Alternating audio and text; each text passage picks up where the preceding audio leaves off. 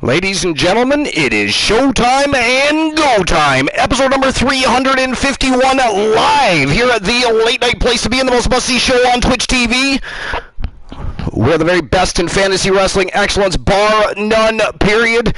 We are the Archiverse TV. Welcome to Wrestle Wars, the final push before this Sunday night's WCW War Games. It is going to be one hell of a thrill ride when the rosters of WCW Starrcade takes on the roster of the Archiverse Warzone.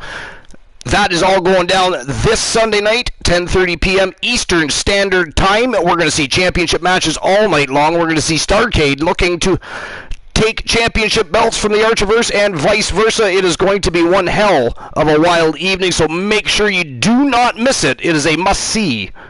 Stream per view. You must be there.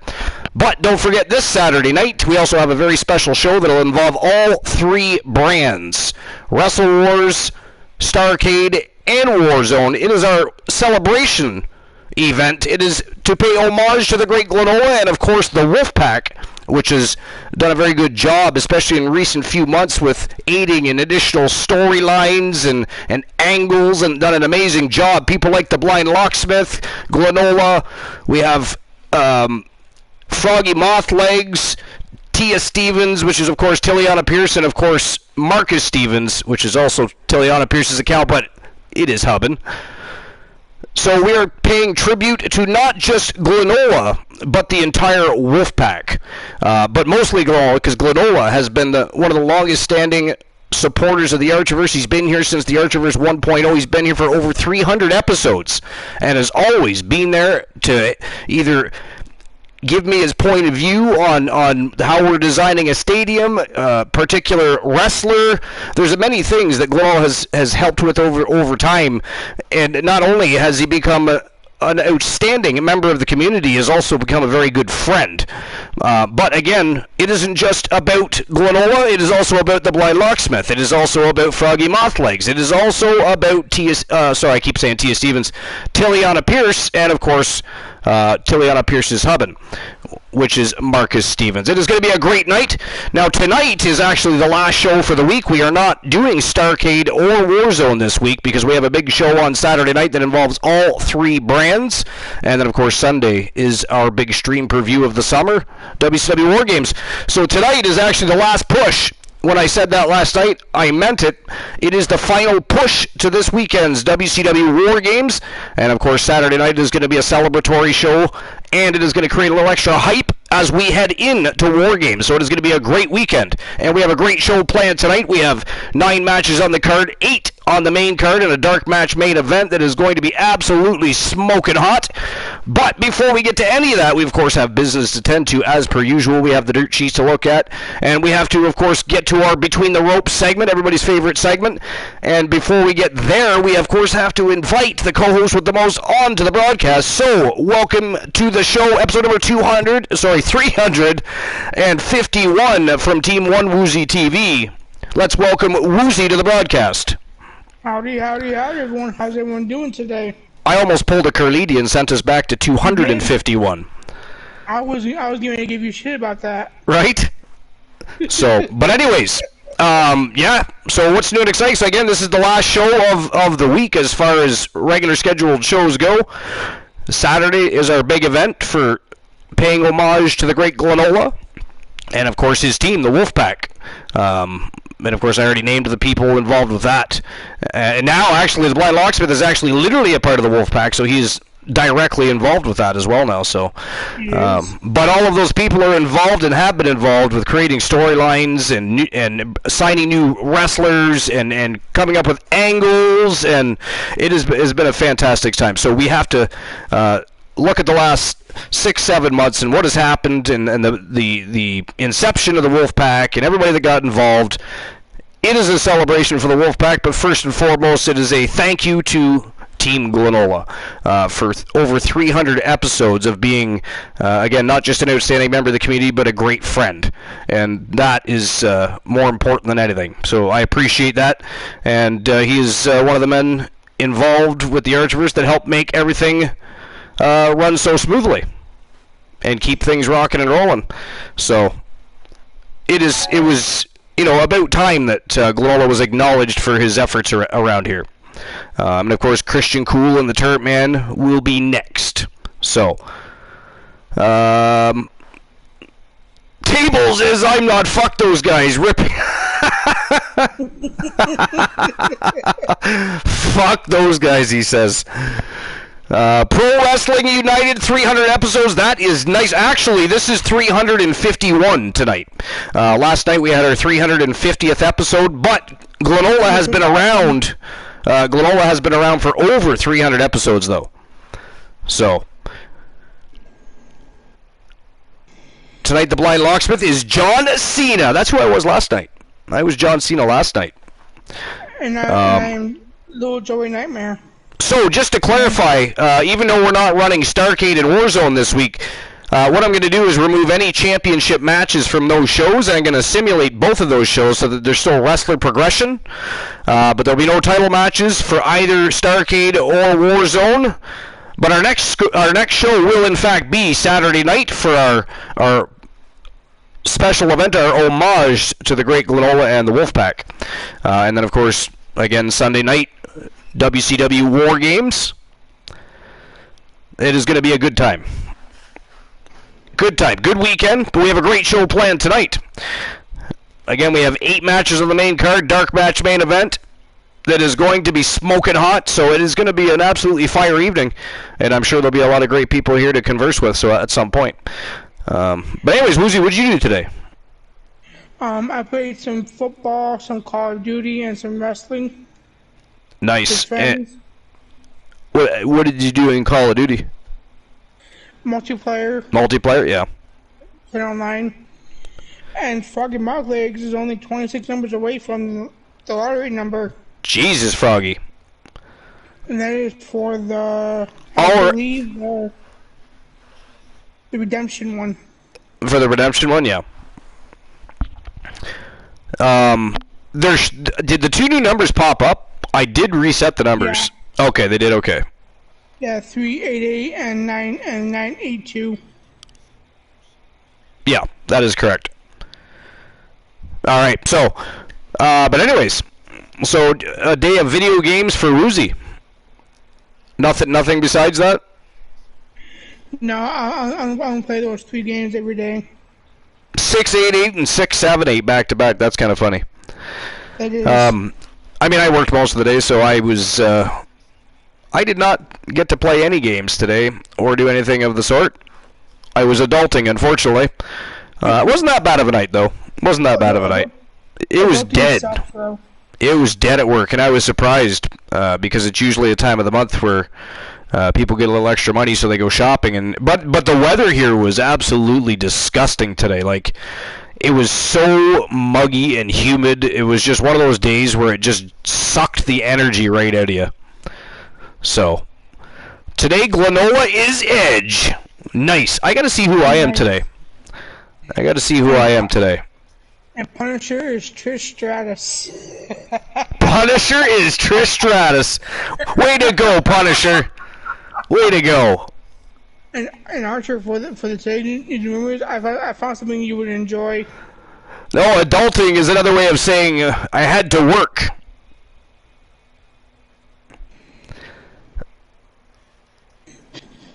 I am Kurt Angle. Nice. And Glenola is opening the betting lines already, so those are good to go. I already did that, though. You already did it? Yeah, I did it when the show first. Oh, Glenola, you're gonna have to refund yourself.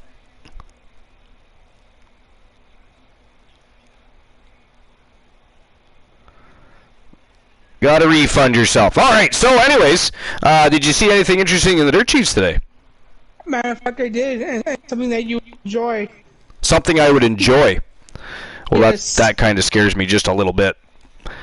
So did we all watch AEW? I haven't watched AEW in a few weeks. I mentioned AEW, Archer, because the AEW.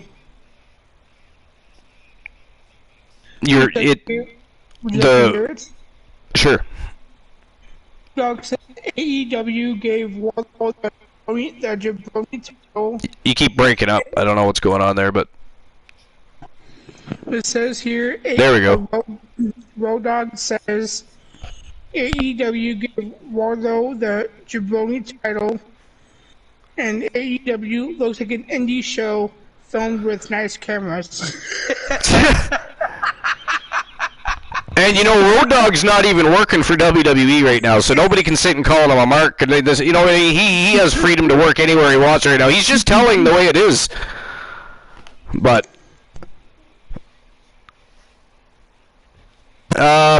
By Locksmith says, I don't watch it. It can't keep my attention most of the time. Well, of course it can't keep your attention. You don't know what to focus on. There's no direction. There's no, like, every week it's just, they've got a few different angles running, and so you know certain things. Everything else is random, and there's so many people on the screen, you don't even know who to invest in. What I still can't understand is why they push their TNT championship to be more to me it looks like they booked that so it's a more prestigious title than the AEW World Championship, and I don't understand that either. Other than the fact it's an ugly title, maybe that's why. Who knows?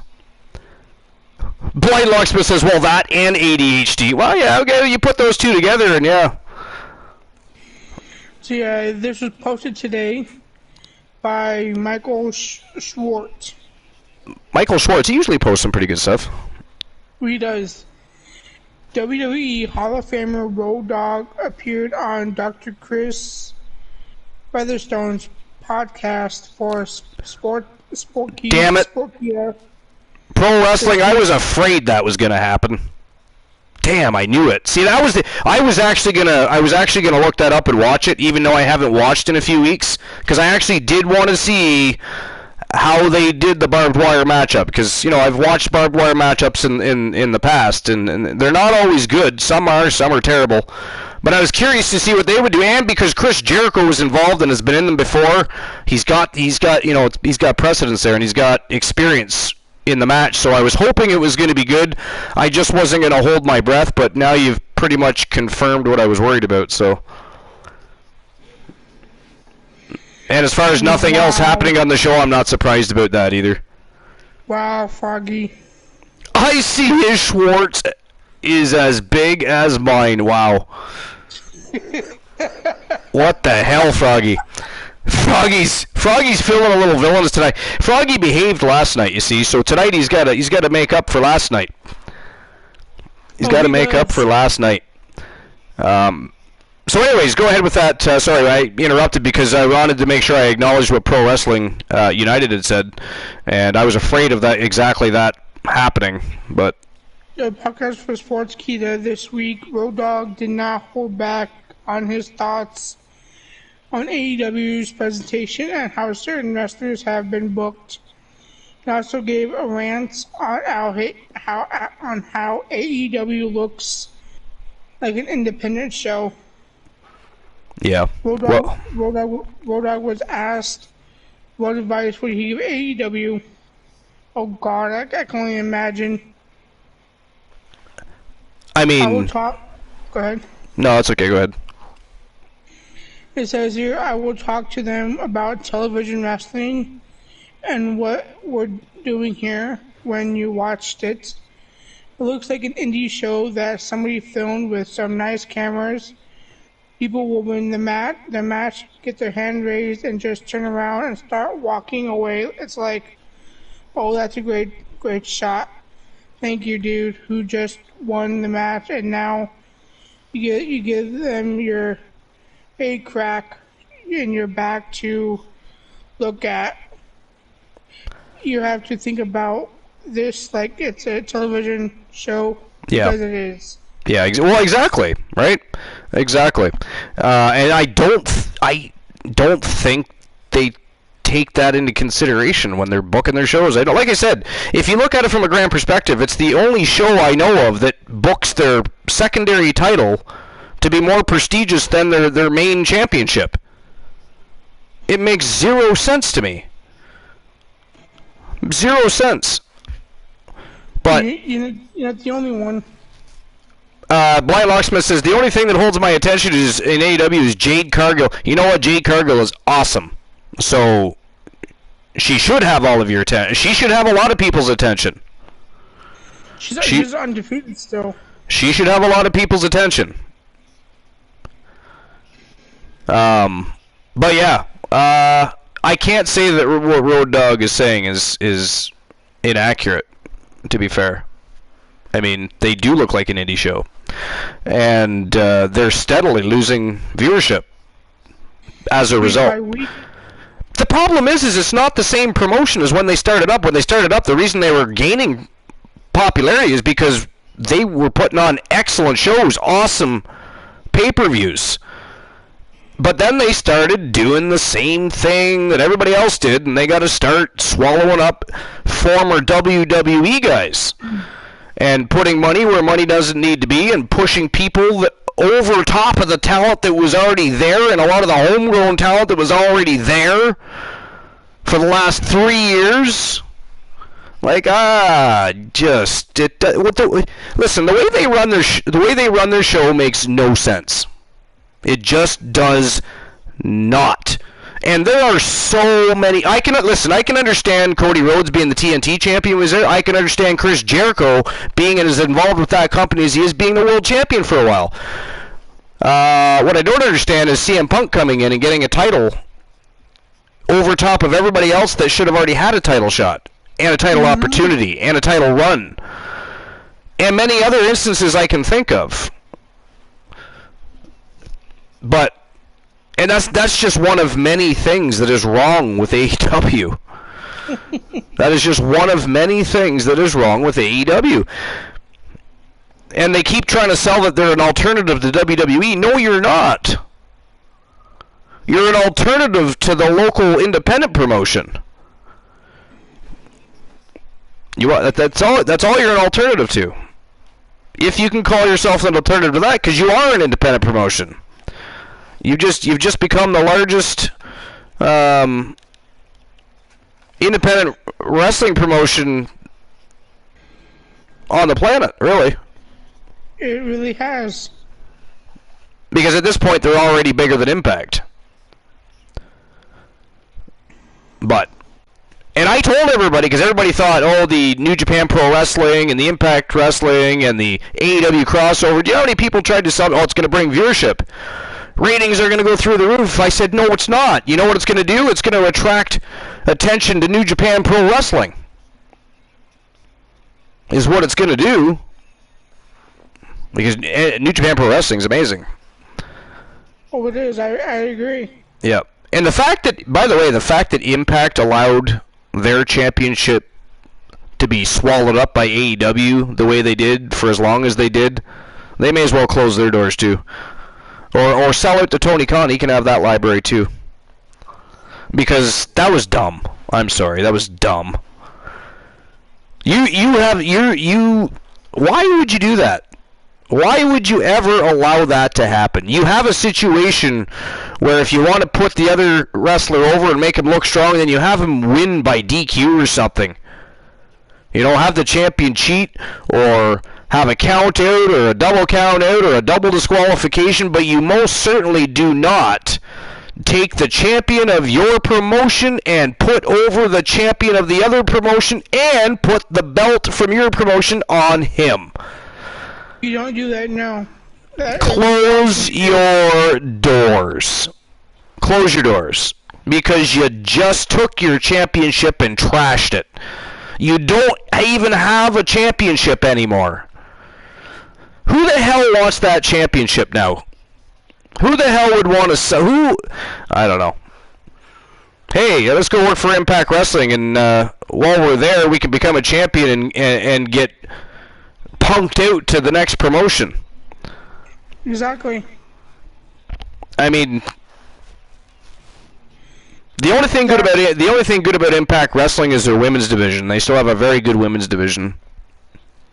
But they could merge that women's division with something else, because Impact Wrestling it's just, after that whole thing, and I watched what they did with their own world champ. I mean, it wasn't compelling TV. It was stupid TV. Compelling TV is having a long, drawn-out program between the promotions, having those two world champions have a feud and a rivalry, Right, but you find a way to either prolong it for another time or end it in a different manner. You most certainly don't trash your own promotion, which is exactly what they did. They trashed their own promotion. They may as well taken their title, right, and went over to AEW and dropped their championship in a trash can like Alundra Blaze did. And Cade on NXT. It's just crazy. That is actually crazier than anything that AEW has done. And there's a lot of things that there's a lot of things AEW's done that I love, and there's a lot of things that I absolutely detest. But one thing they did not do was put their world title on another promotion. Nope, they did not. I mean, they put it on somebody that had that other title from the other promotion, but they didn't punk out their champion to a different promotion. Again, that's not compelling TV. That is stupid TV. Stupid TV. Impact's world title became a plastic WWE world title. Exactly! Exactly, Pro Wrestling United. That is exactly it. Like I said, they may as well close their doors, walk into AEW, take their world championship, drop it right into a trash can, and call themselves Alundra Blaze. It is crazy. Crazy. I mean, we have people from, let's say, even if we're talking fantasy wrestling here at the Archiverse, we've had quote-unquote invasions, right? From the Doghouse, from Big Body Metaverse, you know, and they've come in and they've won titles, but they're also on the rosters. They are also invaders that joined the rosters to win those titles. I didn't take my title in a one and done storyline and put it on one of Team Dogface's world champions. Nor would Dogface ever take his world championship, bring it over to the Archiverse, and just drop it on one of us. You know what I mean? It makes no sense. It is not what is good for business. Not. Stupid business. Stupid TV. Makes no sense, TV. And we don't do that here. Shouldn't do it anywhere. It's crazy. It doesn't. Like, what a way to garner ratings. Let's have them watch my world championship on the show that already gets more ratings than we do. What a fantastic idea. I mean, maybe we could all just start up wrestling promotions if it's that simple. I mean, who would have ever thought? Who would have ever thought? Insane. Insane. And again, you know who benefited most from this whole thing? New Japan Pro Wrestling. You know why?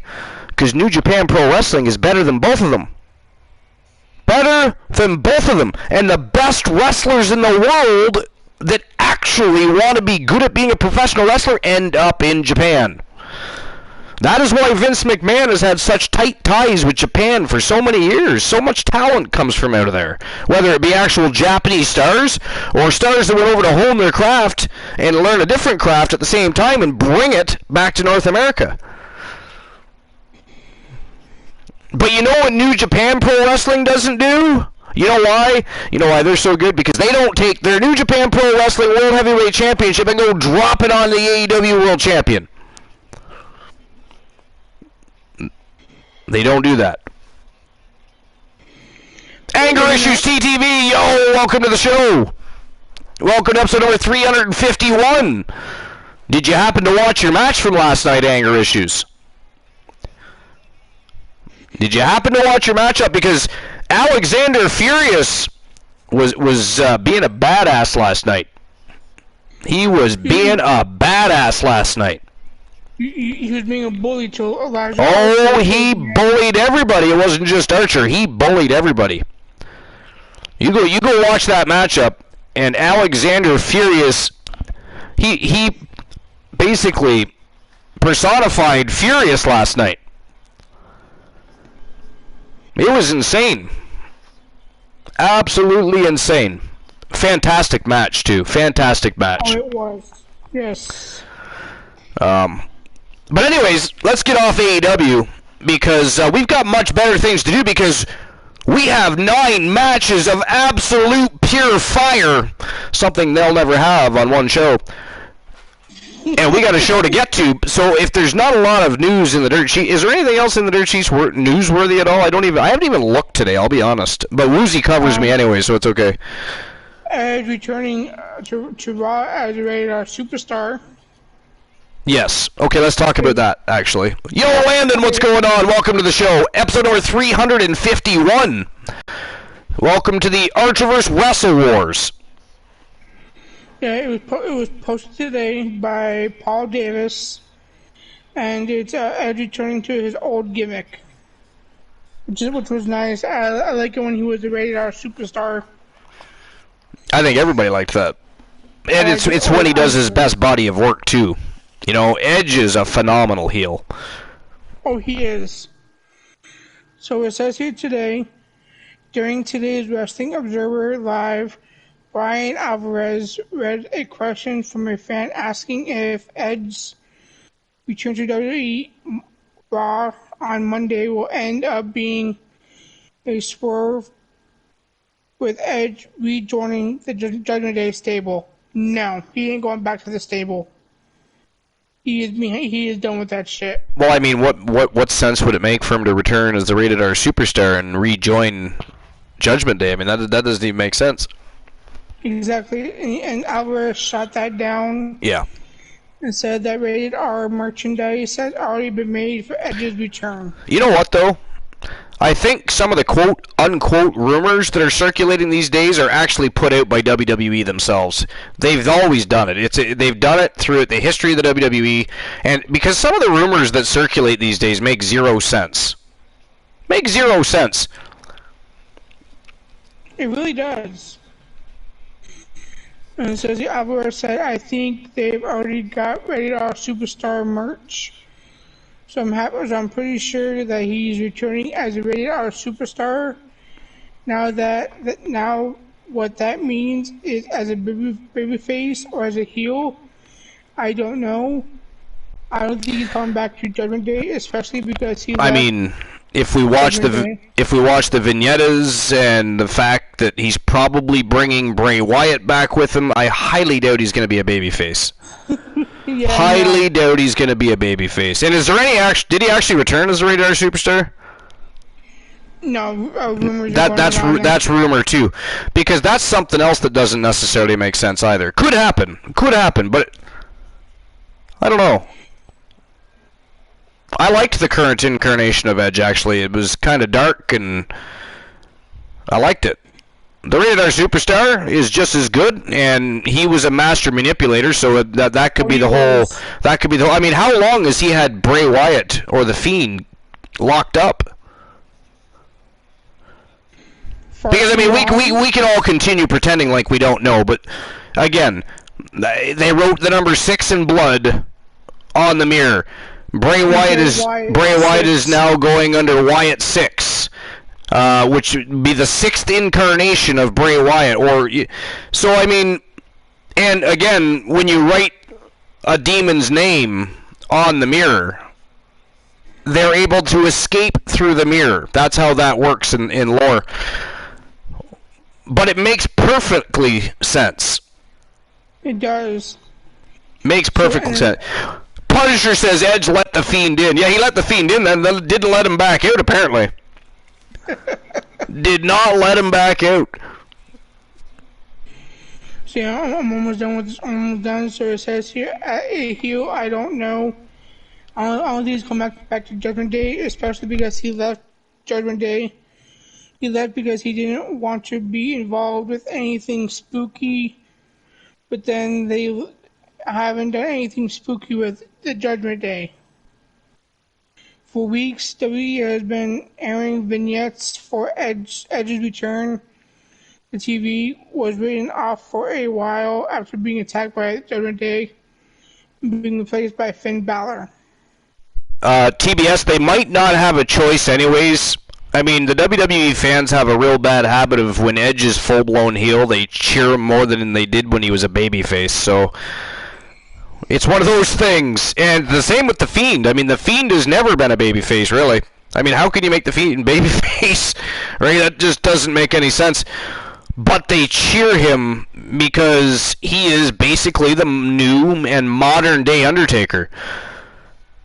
That's why when I read that article back a few weeks ago that suggested that, Wyatt thought that, but it's not necessarily true. Bullshit, it's not true. Bullshit, it's not true.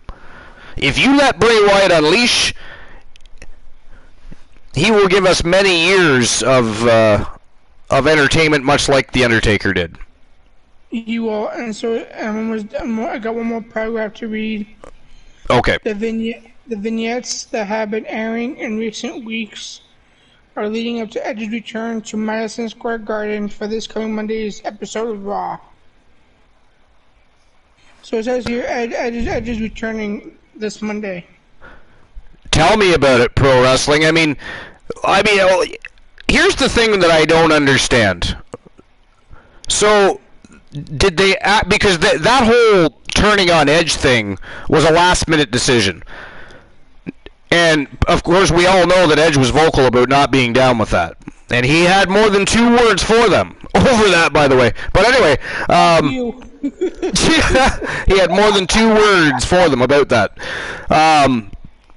Did they honestly think that they were going to remove Edge from that group, and that group was going to go on to be a successful faction? Because I agree that group now, the Judgment Day, is doomed for failure. It is going to flop harder than the Impact crossover. Just as you said, you are absolutely correct. And don't forget, the newest member is Dominic Mysterio as a heel. Yeah. You can't forget that. Yeah.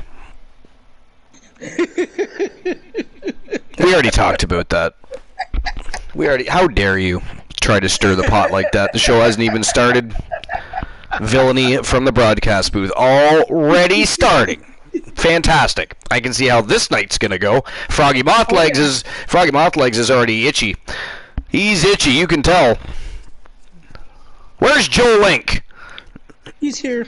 Is he here? Good, because Froggy's getting a little villainous as time goes on here. As time ticks, as his itch gets greater. So, all right. That's the only good part of it. I missed something, I think. But the other side of it is really good theme. Yes, really good theme. Well, I mean, the only way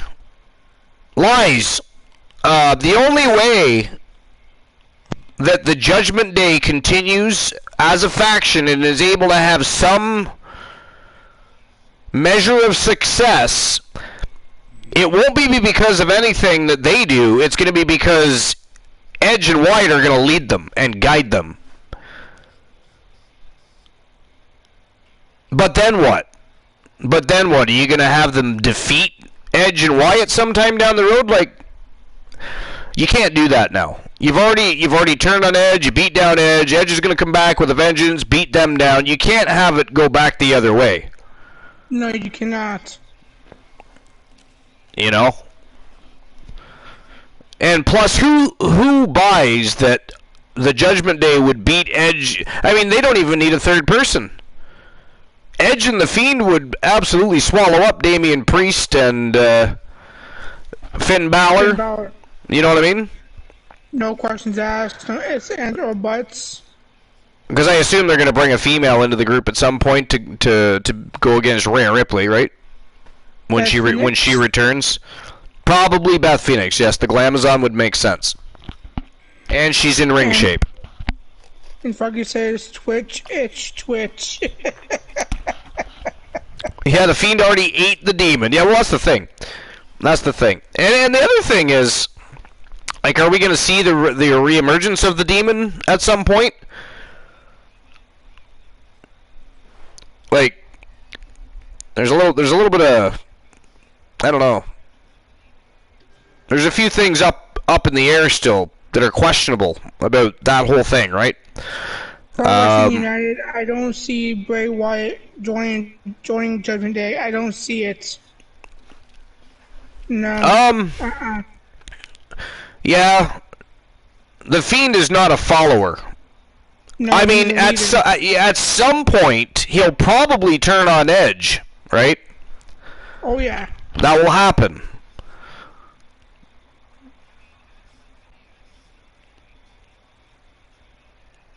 I think only if Finn joins or beats Bray will we see the Demon again. Well, I think they will see if I think the Judgment Day eventually gets swallowed up into whatever the next incarnation of Bray Wyatt's group is going to be, or Bray Wyatt becomes the leader of the Judgment Day.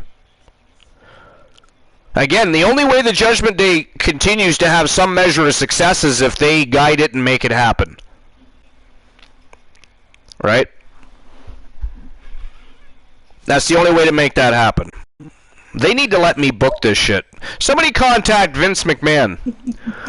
They need new writers, and I happen to have some time off coming up soon. And poor Froggy Mouth Lake has got AKO'd.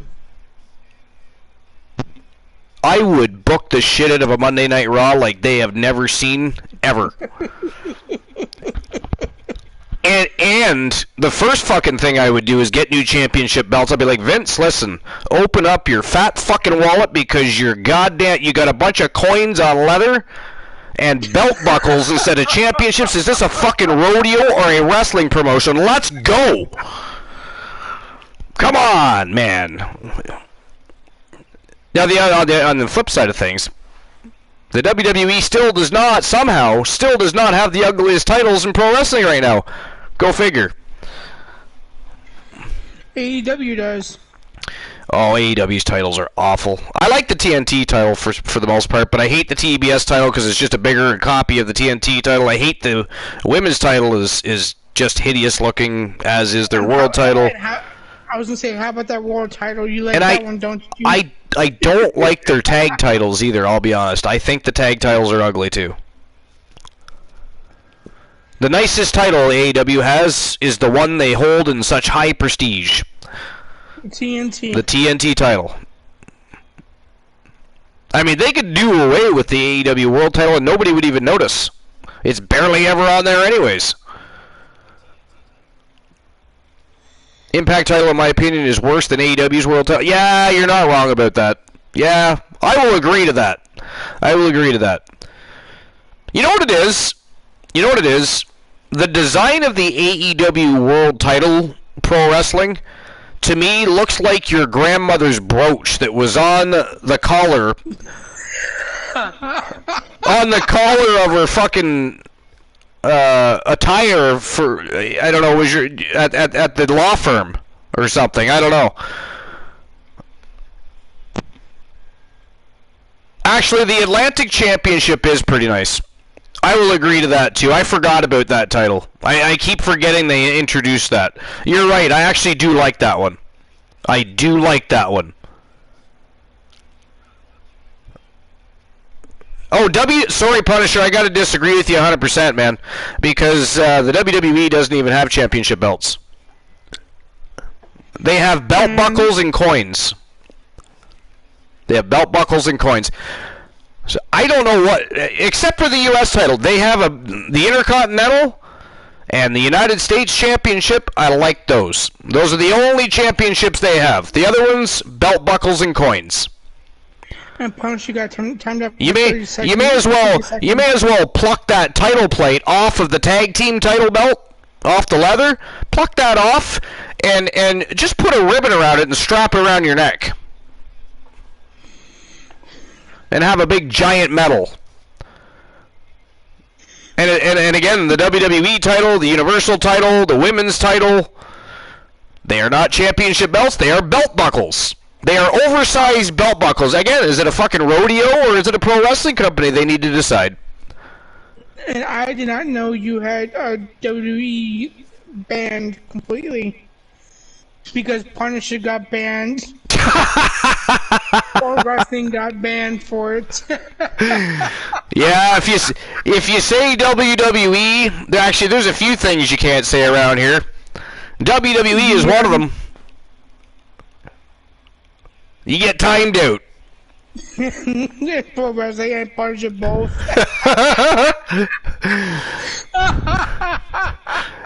Gotcha! You motherfuckers are always catching me with swear jars, cut the cord. Yeah, speaking of which, is there any point to even have a band host anymore? Nobody utilizes it anymore. They go right for cut the cord. Do I need to create a speed up the cord cut? Nope. Or nope. paste back together the cord or something? Because nope, leave that one alone. Y'all don't even try. They don't even try to ban me anymore. They just go right for the cut the cords and the 5 minutes of bliss. Fiends. No, it's 10 minutes of bliss now. Oh, that's right. It's 10 minutes of bliss now. That's right. It is ghastly. So far, Stream Elements causing the most villainy. Oh, yes. That's true. I had to think about that for a second. I was like, oh, right, the banned words. Anyways, before we sit and talk about how bad Pro Wrestling's World Championships are right now, and how bad AEW show is, and how bad Impact Wrestling, you know what, we should just stop even acknowledging Impact Wrestling, because again, they should just shut their doors. They should shut their doors. They should take their world champion, they should send him on over to Tony Khan and have him drop that title right in an AEW trash can, light that bitch on fire, and put on white singlets with flames and call themselves Alondra. That's what they should do. I think that is a fantastic idea, and how compelling would that be? Everybody would tune in to watch that. They would actually garner ratings that night. They would actually garner ratings that night. Good for them. Good for them. But, anyways, is there anything else newsworthy, or?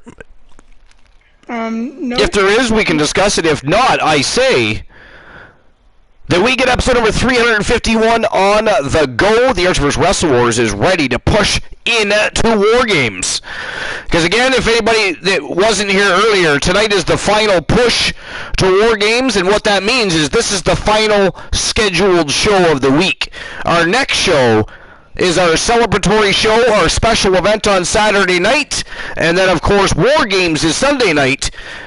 Saturday night involves all three brands. Sunday night it is Starrcade versus Warzone. It is going to be one hell of a thrill ride this weekend, let me tell you. But tonight we end the week with a bang, because we've got 8 matches of pure fire and a dark match main event that will leave you begging for more, frothing at the mouth and saying, why isn't the host with the most of the late night place to be in, the most must-see show on Twitch TV, the very best in fantasy wrestling excellence, bar none, period, running Monday Night Raw, baby. That is who should be running Monday Night Raw. Let's get on the phone with Vince, Johnny the Ace, Nick Khan, Stephanie McMahon, Triple H, whoever we got to talk to, and let them know that we got somebody that can actually turn their circus back into a show, baby. But anyways, Archer, I have some bad news for you. For the first match, you are banned. What? What do you mean I'm banned? Who the fuck did that? Alright, that's it. Somebody's getting banned. You motherfuckers. Already your villainy there is no ban. Son of a bitch, there's a ban. Glenola! How dare you, sir? I thought you were going to bed, sir. How do you ban somebody when you're sleeping? What are you, sleep banning now? Are you related to Bromer? Are you related to Bromer? You ghastly. Well, Pro Wrestling says 351 is greater than the Roman Riders. I actually like that term, Roman Riders. We need to utilize that more often. And Ganola, can you refund Box Apollo, please? Swear jar? You got a swear jar. I did. Ooh, there's Joe Link. Joe Link removed the ban. And then Box Apollo need to get refunded because he opened up all the betting lines. I'm getting ready, Glenola says, but I said I would stop in for you said you'd stop in and chat, not stop in and ban my ass. How dare you? The show hasn't even started yet. Epic ghastliness, sir. Epic ghastliness. And I don't even care if that's not a word. It is now. It is now. Ghastliness. It's invented. You heard it here first. Archiverse, episode number 351, live. Live! At 11:45, ghastliness was invented. All right. So, anyways, did we decide that we did or did not have any other newsworthy information for the fine folks here at the Archiverse? Nothing else. Nothing else. Ghastly. Well, it has been a pretty boring couple of weeks, but I think it's because SummerSlam's so close. They're really keeping everything. They're keeping a tight lid on a lot of stuff. You know. Yes. Here's the other thing. You know what I was thinking before we get started? The other thing I was thinking, if they're already allowing us, and I do say allowing us to figure out that Edge and The Fiend are likely going to be at SummerSlam, could there be anybody else too? Because doesn't it seem strikingly odd that they're just giving us information? And they're giving us enough information that we can figure that shit out. Fairly simple. Right? That is very odd even for them. That really is, so... The Blind Locksmith says the Rick is going to show up at SummerSlam. I'm excited. Is that like Rick Boog's new name? He's going to come out and announce himself as the Rick Boogs. My name is the Rick Boogs. I like it. I like that a lot. Oh, The Rock. I see. Okay.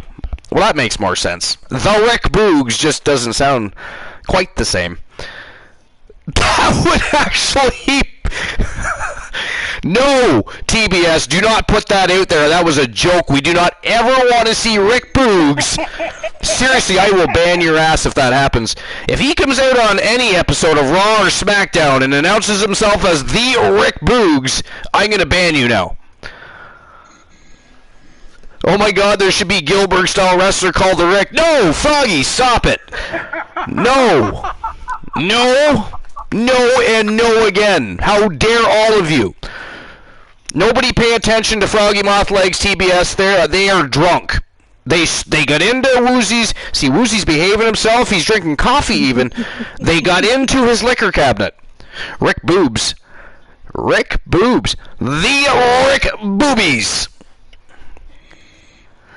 Like Rickroll Boobies? Or Rick Boog Boobies? Or just Rick Boobs? Yeah, as long as it's Rick Boobs. So me just wrestling. Froggy Mothlegs, so me just wrestling. What? I will ban you. Stop messing with my head, TBS. And Froggy Matter of fact, you know what? You keep fucking with me, I will ban Froggy Mothlegs instead. I will ban Froggy Mothlegs. In 3 minutes, I'm telling you how I feel about your little swear jar you gave me. Swear jar? Yes, you got swear jar. But, anyways, we can continue this conversation in a few moments. Ladies and gentlemen, it is showtime and go time. Episode number 351 live. The Archiverse Wrestle Wars. Let's go.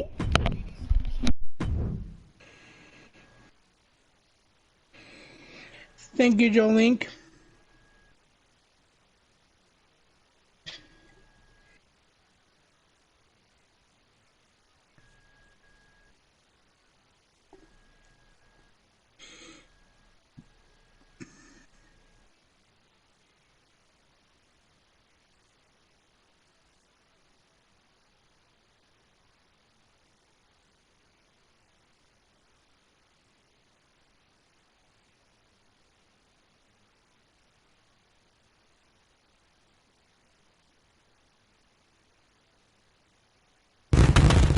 And here we go. 8 matches of absolute fire, a dark match main event that will leave you frothing at the mouth. It is going to be a thrill ride.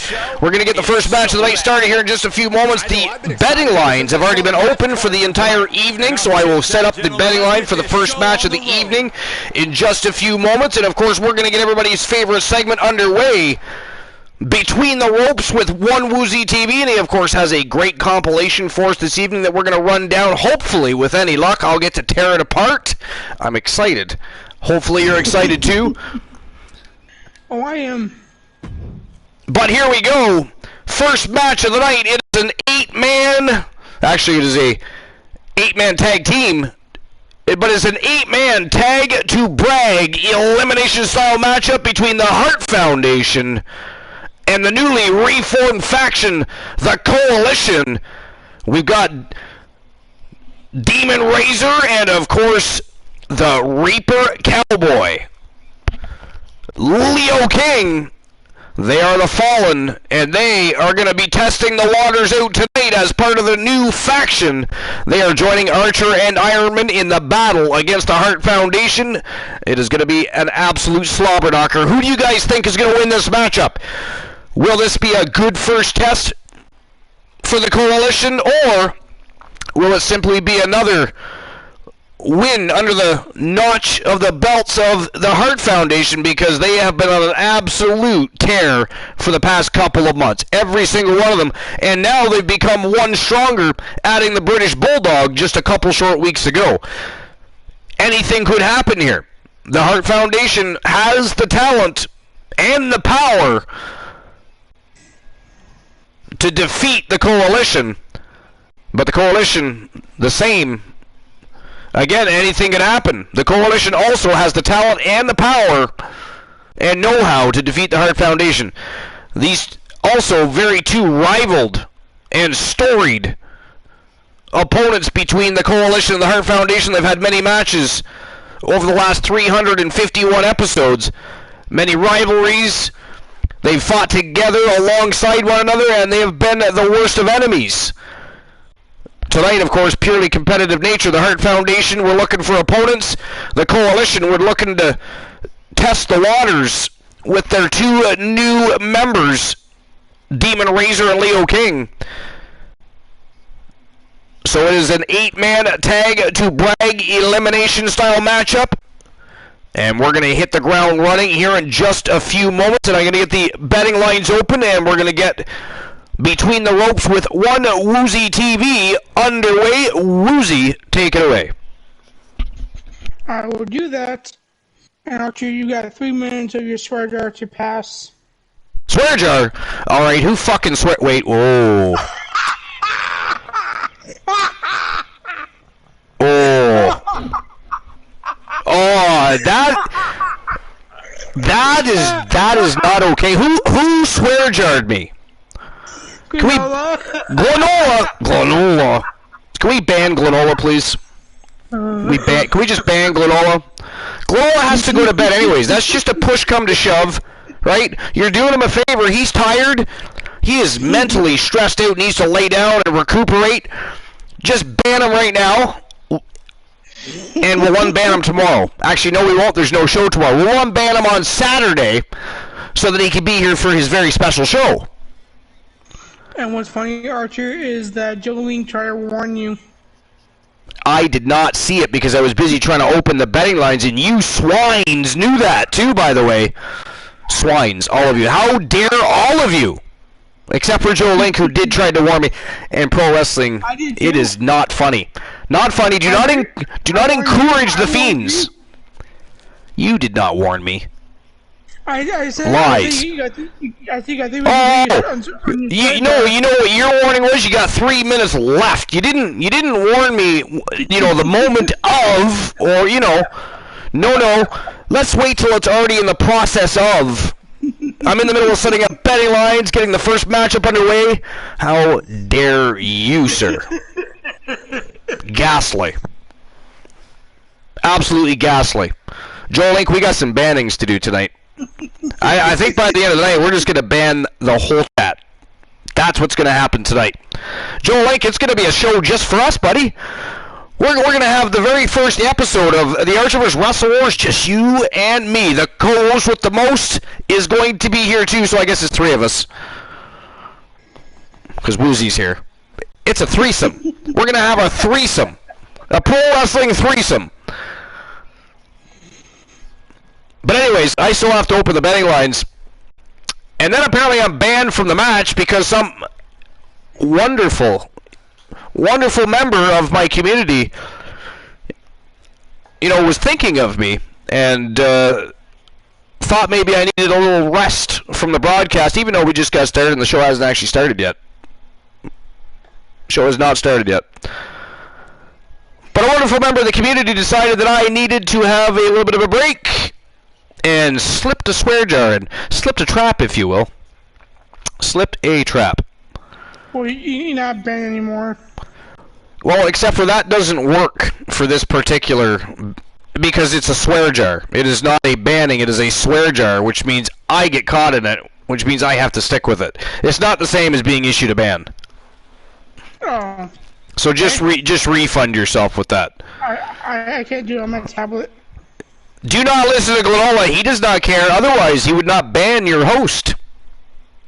He would not pull atrocious antics while visiting the channel, while visiting the broadcast. And KOP just hosted the most must-see show on Twitch TV for 2 viewers. And invaded the compound. What's going on, KOP? What's going on, KOP? How you doing? What's new and exciting? Welcome to episode number 351. We're trying to get everybody under control. Everybody is just a little villainous already tonight, and the show hasn't even got started. And then they're trying to poison pro wrestling on me. They're trying to corrupt pro wrestling. We have to make sure that does not happen. Tell them, KOP, you cannot listen to the wolves because they will just bark at the moon and howl all night, and the next thing you know, your head is ringing. You get all woozy, if you will, no pun intended. Not taken.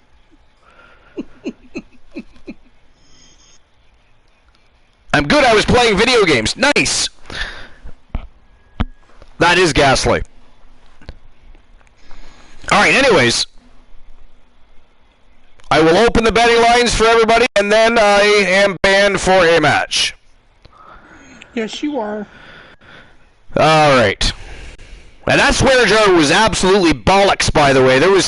I was opening betting lines. How dare you, Glenola? I did warn you, though. You warned me 2 minutes into it. Exactly. 2 minutes into it. You didn't warn me when he put the damn thing on me. Like, hey, Glenola, you're trying to tell me you couldn't interrupted me to tell me that I had a swear jar, sir?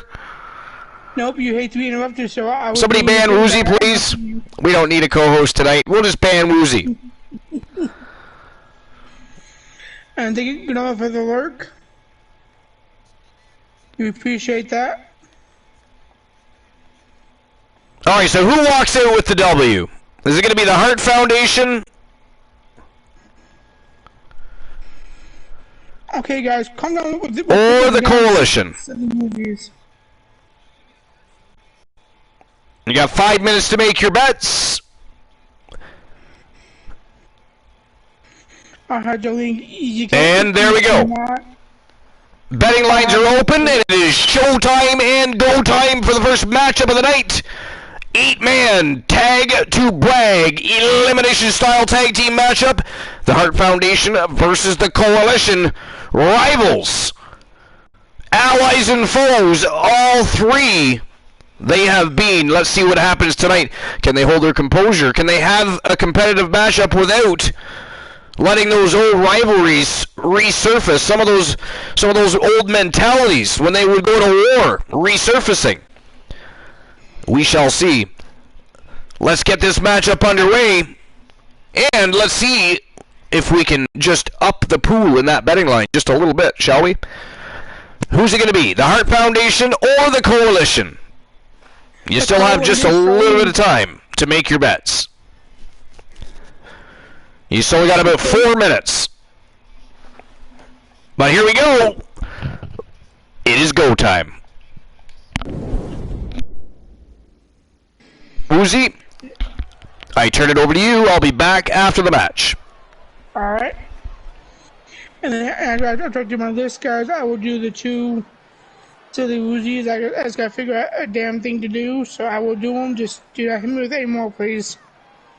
So tonight my list is gonna contain the top 10 is an 8-man ranking tag team match. top 10 WWE and AEW stars so far in 2022. The Iceman, Christian Hart, Jim the And Angel Jolene, Neidhart, I'm sorry to tell you this, my friend, but and you cannot KO, you cannot AKO a moderator. So, Ever since I took my spot here at the commentary table, I have wanted to call this match. I cannot wait to finally do it.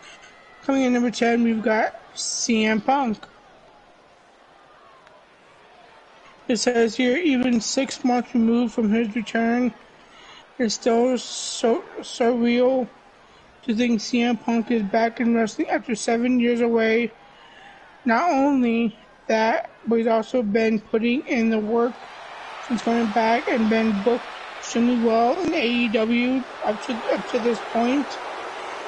After racking up several victories in his first few months on the roster, he transitioned into a heated Each of these competitors has incredible singles potential, MJF. but as a group, they may just be unstoppable. And at that turn of the year, it was a program fans had high hopes for because of what both men are capable of on the mic, and they have not disappointed. Punk has wrestled significantly more than MJF has in 2022, which is why he ranked on this list, and the heel isn't, despite both men cutting killer promos lately. Granted, MJF came out on top in their first ever one-on-one encounter last week on Dynamite, but the best in the world had an impressive performance and has already earned a future rematch.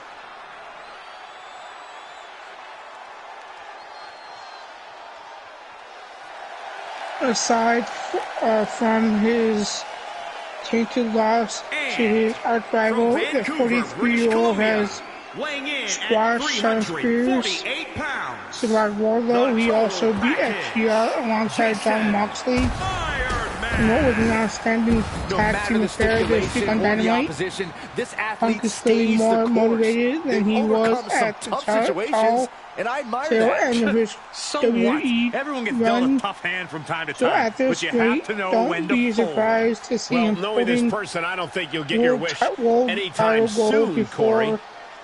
the close of 2022.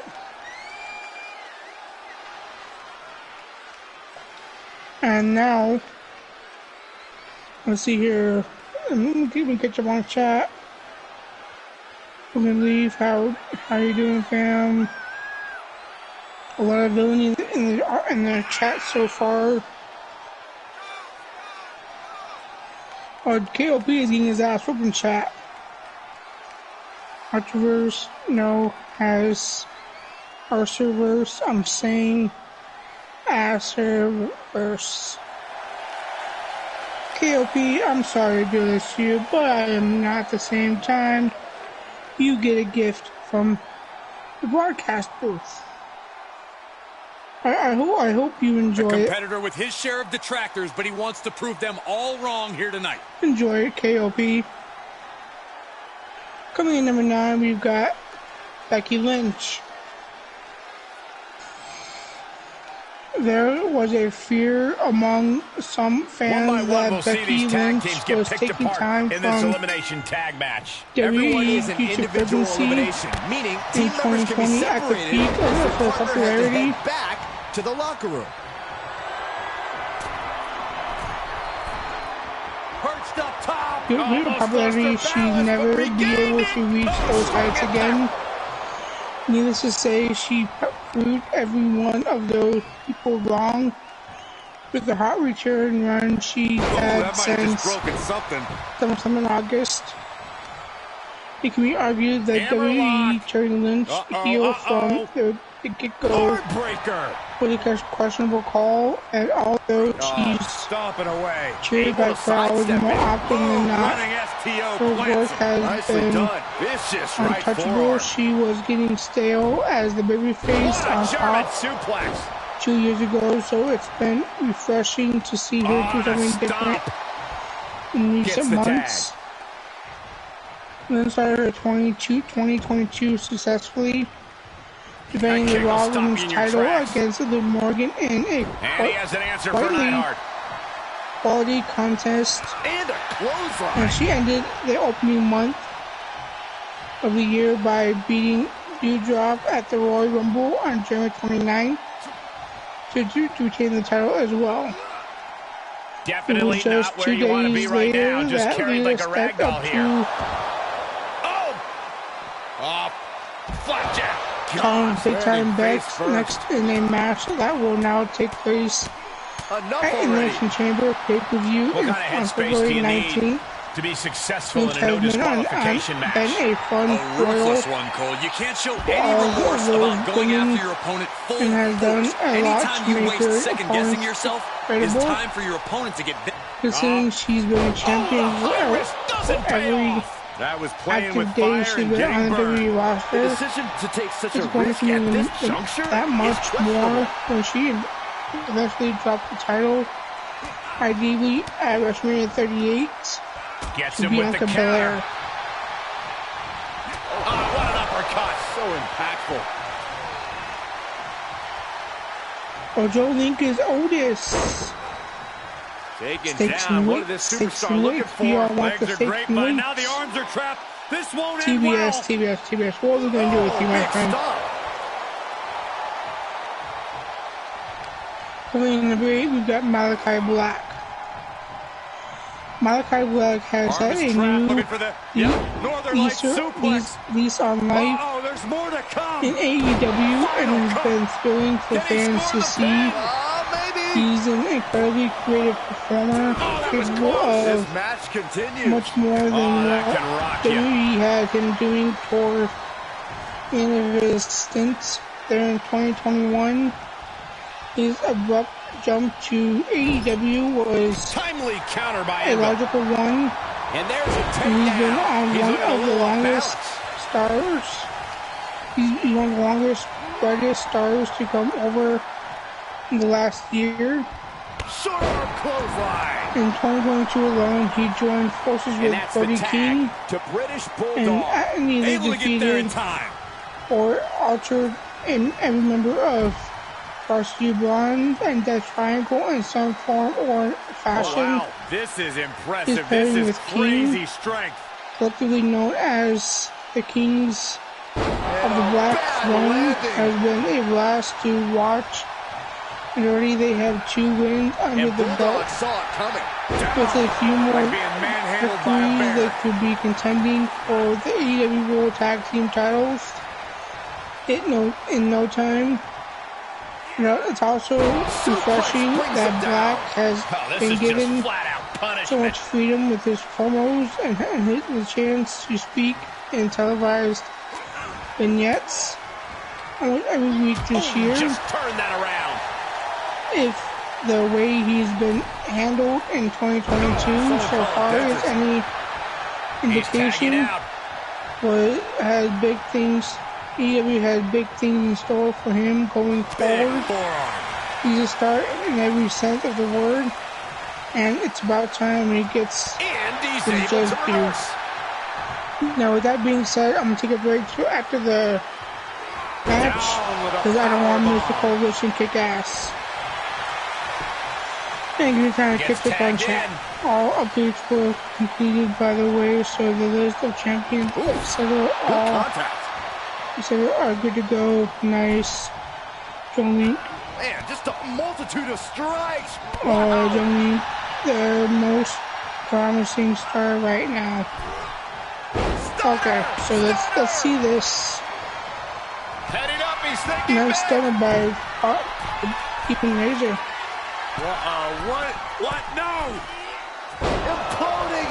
This has been a one-pound match so far for that team. Jumping knee right to the face! Here's the cover. Ooh, nice knee drop to Christian Hart's face. Count there. Not getting it 2 at this point has got to say something. Kick out of 1.5. Damn. Come on. He gets tagged in. Demon Razor tags in Elijah Archer. And the rivalry between these two goes back months, and years.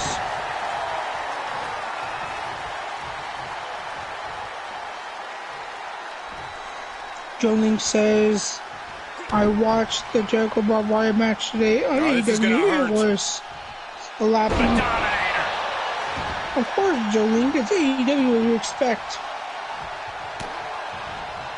Oh, and soon we could be seeing a submission submission here. Botch moves or shit like that.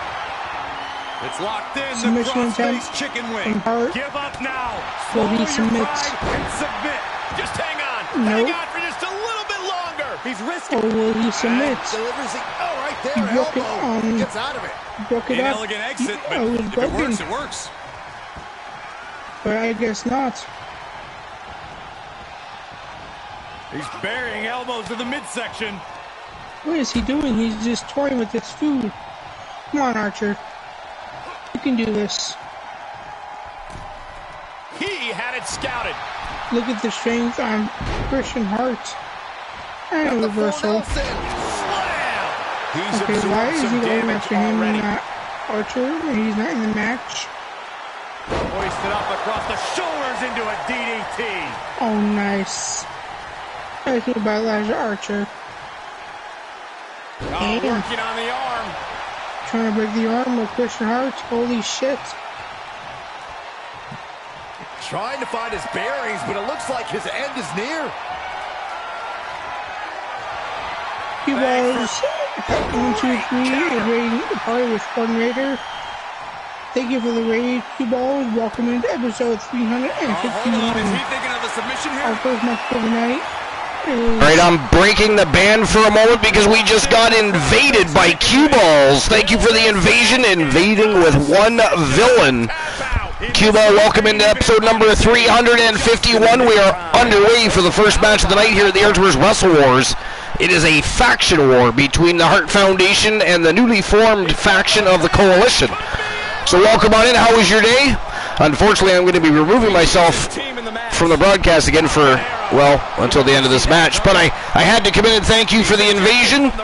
Welcome to the show, and enjoy the match. I'll be back as soon as it's over. I have been banned from the broadcast because I got caught in a swear jar. But I am in the chat room, so it is not funny. Not funny. And anybody else that is laughing right now, how dare you?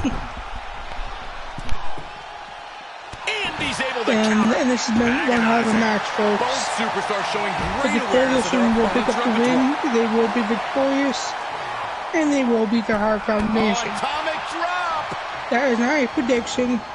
That is a spoiler. That's the truth, the whole truth, and nothing but the truth. And Archer, we are going to bend the chat. And at any given time, I will go in there and bend the whole damn chat for you. Good grief. I just don't know when. I just can't figure out when I'm going to do it. You can see he is feeling it But it now. will be at some point. It could be today. It could be tomorrow. It could be Friday. It could be Saturday. I just don't know. Punches right. But when I figure it out, I will let you know. Stomping. Ouch. Well, that's good to hear, Q-Balls. You had 20 viewers at one point. That's amazing. Hoisted up. Oh, blow to the bread And Q-Balls, basket. what were you playing This today? match may be nearing its limit. There is no way this can What go were on for you much streaming? longer.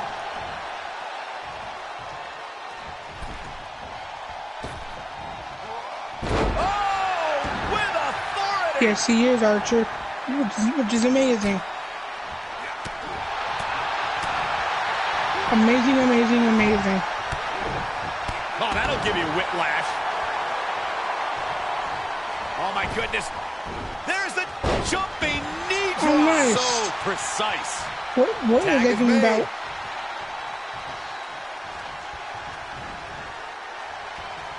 Right, Archer? Razor's a fucking beast in this match Kick to the today. gut. Double under hook.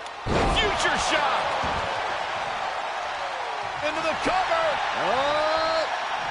And they're still in this. Pinfall attempt. Oh, why would he get in the ring right there?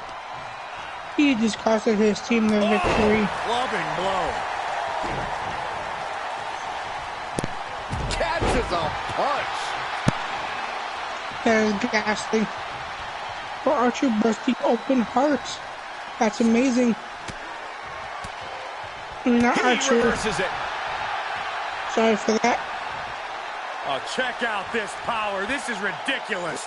Dominance. Power slam. This Iron Man busting open heart. That's awesome.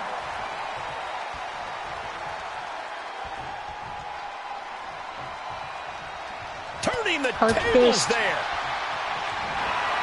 Ooh, reversal by Iron Man. Nice. Oh, look at the well-placed elbow right on the mark. Elbow to the head British by Hart. Bulldog is tagged in. Now comes in British Bulldog. Spine buster. Oh, nice. Spine on the pine. Bad predicament right here. Planted face first. Snake eyes. That's What are they gonna awesome. do Come on, here? Iron Man. We're about to find out. You can do this. Corey, this can't be good. Right now he's just carrying Backbreaker. Bulldog around And it's not over like a yet. fucking baby. Another. One move. Punishing. One back. Ooh, Tags him in. that is bonus. Now comes in Elijah Archer. Good contact. God damn, Elijah Archer, shit. We're gonna see it. The most electrifying move in all of entertainment. Now comes the one. People's elbow. Yeah, but we're not talking People's about the elbow. Can Bulldog come back from that? One. Ooh, Bret Hart breaks. Mounting it Ooh, out. Just Jim hammer Neidhart the breaks right. it up. Elbows right to the forehead. And wins it all. Like, nope. It's been get a the fuck hard-hitting out of the affair ring. here tonight. These competitors are going to have trouble walking on their own. Some after ground this and one. pounds from Elijah Archer. Damn. Fucking head stomp to the damn Big match. stomp. Sight set on the top rope. Look out. Got the knees up just in time. This could turn things around. He is just So reeling that's so from damn that true. offense. Yeah, they stuck it out through this match, but it San wouldn't hurt to go Martino for the was tag always, soon here. And tag. He did it. Let's go. stirring the fucking pot. No matter where he went, he was Hooked up. always causing Inverted suplex. mayhem and villainy in the back. High impact crossbody. He just kept And causing Bulldog problems. fights back. Right, It's Archer? been a hardship for these superstars to get to this point. I think these fans are driving them to claw that extra inch. You can sense the ride these fans have been on, and I'm They right there have with a them. lot more Gets the time to tag. prepare for matches instead of it being forced because of his Does he have antics. him here? That is so true, Joey. You have no idea. And he makes the save for his One, team. two, oh, but Jim Neidhart breaks up spin again. Suplex. Great wherewithal on the counter. Big time atomic drop. That'll have you walking funny. Yeah, that has her Iron Man's ass. Boom, a forearm smack. There's some tag team action. What is that? Oh my God. What the hell is this? Looks like he has his finger on the trigger shit. now. Christian Hart calling for it. And look at this now. Yes, He's calling applying for the Iron submission Man hold. reversed. No. Get in there. Get in there. locked Break in, it the up. crossface Break it up. chicken wing. Come on. He's got it locked in. It's locked in. Break it up. Now would be a wise time to submit. Tap, tap, tap. He taps out. Yes, Iron Man gets out of it. No. Sent crashing to the floor. He got screwed. Eliminated. Stomping down. Oh, this is elimination. Nice. But still, Iron Man got screwed. Who won the race? Charlie's horse. Oh, impressive counter. He's got him scouted. It really did look like Iron Man got out of it. Crashing down But with it is now authority. 4-3.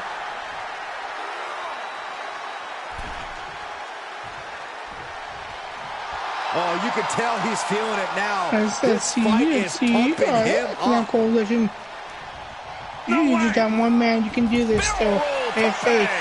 That's playing fast and loose. Holy shit, that's amazing. That is weaponizing your body. That's what that was. He's got fucking hops. Boom! Good timing with that reversal. Reversal by Razor. Big knee buys him some time. Correct. Lifts him up, the spine buster. Spine buster from Hart. Oh, ouch. Belly to belly suplex. Belly to belly suplex from Hart. He knew what was coming. Come on, Razor.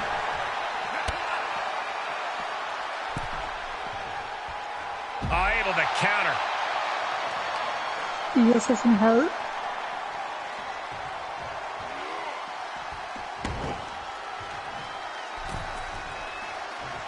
Right after he's He's staring his opponent down, getting into that zone.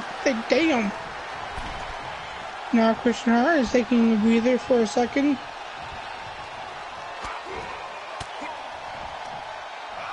He switches it back around. Clothesline. British Bulldog is tagged in.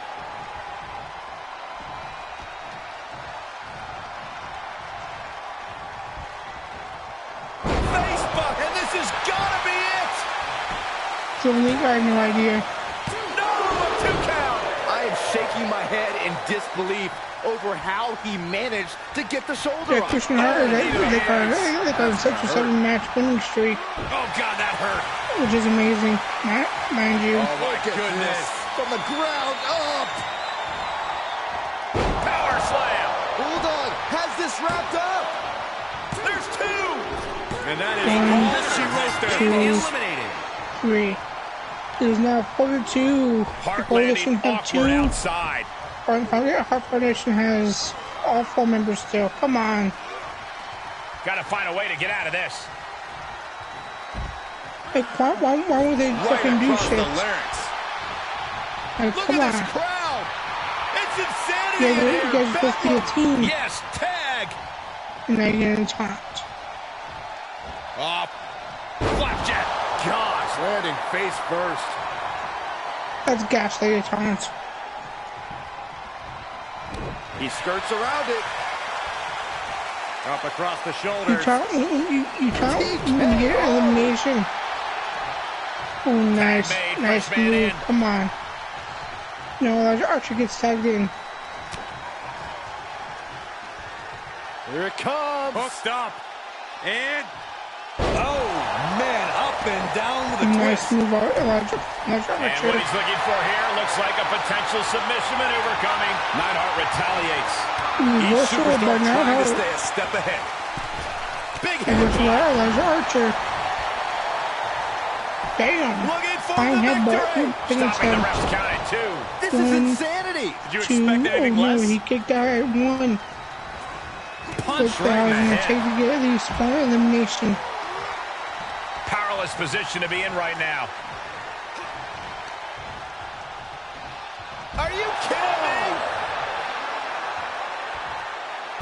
Face first with a waistlock takedown. Archer.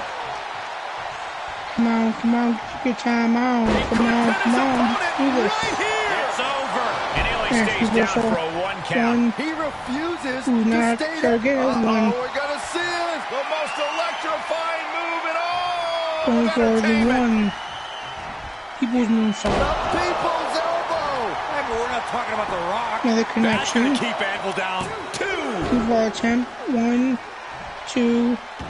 No way. Bulldog comes and breaks it up. The end of days. And a direct assault has Davey Boy breathing heavy in the late going. I think Bulldog is realizing the toll this match has taken He's on not even in the match, and he gets his He finisher. turns it around. Oh, come on. You should have hit it on... You should have hit it on Neidhart. It's been a struggle for these competitors to find an end to this match. The struggle's worth it. With every move you make, you hear I'm this gonna drop on the capacity crowd ass. following you on that journey.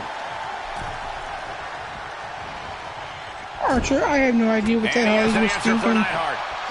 Look at this. He gets as good as mine. He should have hit the finisher on Neidhart, not on Bulldog. Look at him totally vibing with the WWE Universe right now. And he gets the tag. And now he's gonna taunt. Sharp punch. What the hell is that? No fucking taunting.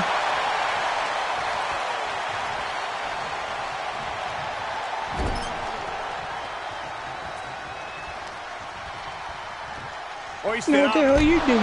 Down to the gut buster. Really large Archer, you In the corner he goes, a perfectly placed target. Bret Hart's in the corner and you have the advantage. Ooh.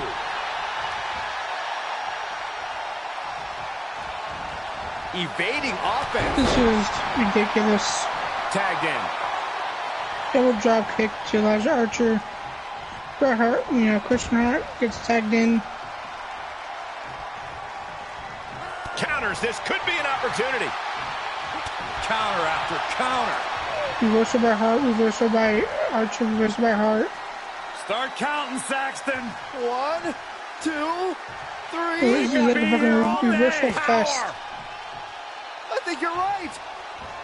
All night long. Desperate attempt here to get back on his feet. Now Christian Hart calling for his finisher. This could be the beginning of the end.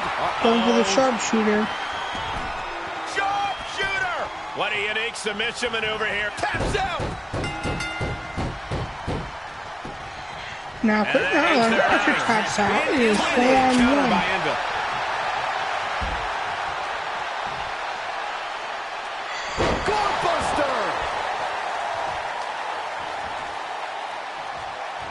This is ridiculous.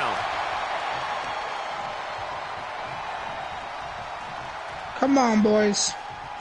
And the cover for the win. This is it. Pinfall attempt. Nope, Bulldog breaks it up. Am I not surprised? Oh, this is gonna hurt. The Dominator. Now Dominator to Team Leo King. Pinfall attempt. 1, 2. Wow. Clean fucking sweep. A clean sweep for the Hart Foundation. Fuck. That match is worth another look. I mean, I would say that the testing of the waters turned out fairly foul. I don't know if that team's gonna work out or not. No, I don't know. I mean, they did not mesh at all. They did in the beginning. In the beginning, it was like, holy shit, these guys are going to go on a tear tonight. And then all of a sudden, the Hart Foundation turned up the heat a little bit, switched gears, and kept pushing forward, and the Coalition got fucked. And that was certainly no easy task, surviving against the Coalition got fucked. Absolutely, Cole. But it was a great match. I actually enjoyed the hell out of watching that matchup. That was a lot of fun. Congratulations to Team Christian Cool and, of course, the rest of the Hart Foundation. I'll issue the payout for that matchup.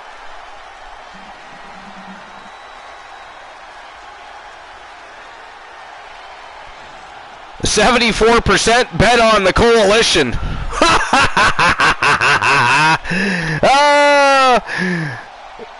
I was one of them. And there we go. Payout has been issued. And I'll get the betting line ready for the next matchup because, again, Woozy and Glenola actually opened the betting lines for the entire evening. Time to move on to the second match of the night. Trip to the tag team division. It is Imperium versus the Acolytes. We've got Team Zombie Master and Team Timbo Slice Gaming sending their warriors, the Zombie Dragon ZM and the Predator Vader, into action against one of the hottest new tag teams in the Archerverse today in the Imperium. They are looking to jump into that championship spotlight and looking to use the Acolytes as a stepping stone. I don't know how well that's going to work out for them, but it is certainly worth a shot. If I was betting in this matchup, would be putting my money on the Acolytes. What do you think, Woozy? I would agree with you on that. I'm going for the Acolytes. You're going for the Acolytes as well? Yes. Regardless, whoever wins this matchup will get a shot at the Tag Team Championship at War Games.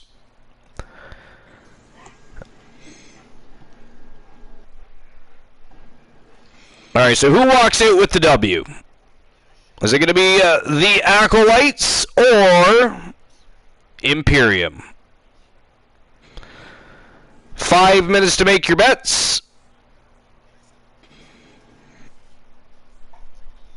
And there we go. Betting lines are open. Open your big fat wallets and take a stand. Pick a side. Do not sit on the fence or we will ban you. What do you think of the list so far? So far, the list's pretty good, actually. Appreciate you pausing the list while you were the only one on the broadcast. That made perfect sense, and that was a very good decision on your part. Thank you. But at any time, go ahead and resume your list, and we will get the second matchup of the night here on episode number 351 live on the go. Let's go. It is showtime and go time. The Acolytes versus Imperium, baby. So number 7 is Adam Cole. It says here Adam Cole was faced with a tough career-changing decision at the end of last summer. Either re-sign with WWE and move to the main roster, leave the company completely and explore his options elsewhere. He took the latter and has been much better off for it.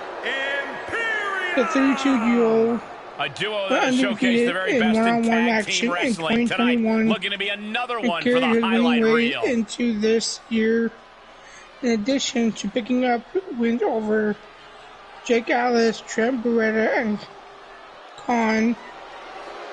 He has been Joe Link said it. Adam Cole, baby! Has been a weekly fixture on Dynamite and Rampage, and focal point of the storyline with the Young Bucks and the Red Dragon. That led. Wait, hang on. Okay, I missed the total section, so let me back up a little bit. His biggest bout of the year came in the main event of the Beach Break edition of Dynamite when he collided with Orange Cassidy in a lights out match. The two went to war, and although Cole ultimately lost, he didn't officially count against his record. That led the former NXT champion flipping the switch the following week on Rampage and quickly decimating Evil Uno with ease. Afterward, he announced his intentions and to challenge for the AEW World Championship immediately before confronting him and Adam Page at the end of this week's Dynamite. AEW has largely nailed the booking on Cole, and there's still so much more he can accomplish this year if he stays at the course. And Cole, I would know all about that. I would agree with that. Him being number 7 on She Watcher. Now back to the action. What's that? Wouldn't you agree that he should have been number 7 too? Probably. Great defense number by 6. I mean, it depends who else is on the list, I suppose, but Exactly. Number 6 is Chad Gable.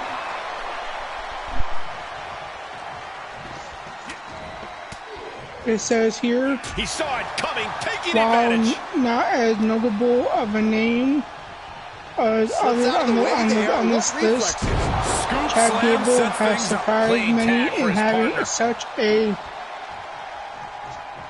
stellar 2022 so far. see, here's the thing. I actually disagree with the opening statement with him not being such a big name. I think everybody that knows who Chad Gable is knows that he is a tremendous wrestler. Oh, he is, without a shadow of a doubt. So I disagree with, he's a lesser name, I don't know. Anyway.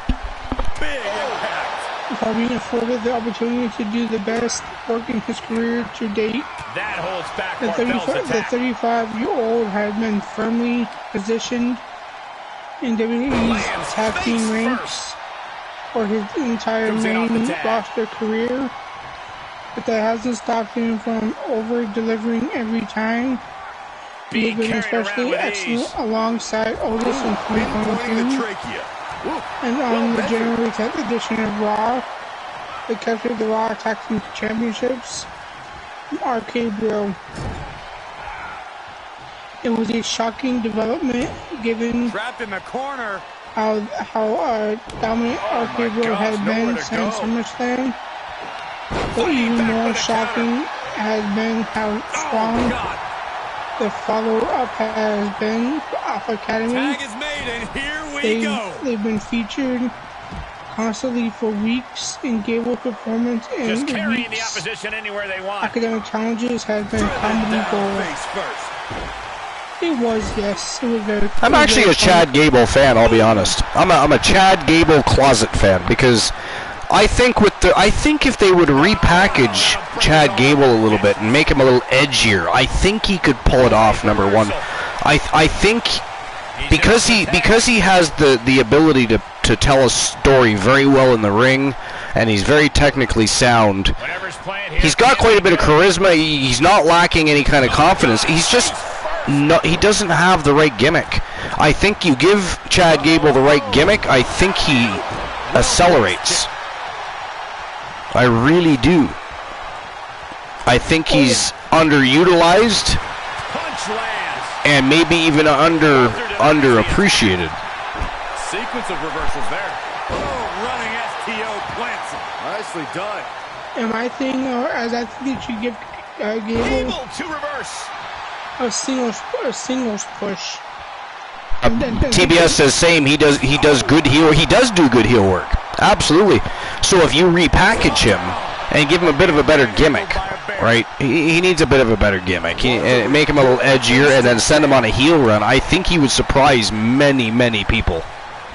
And out of the ring he goes. Yeah, and give him a singles run and get out of the damn tag team division.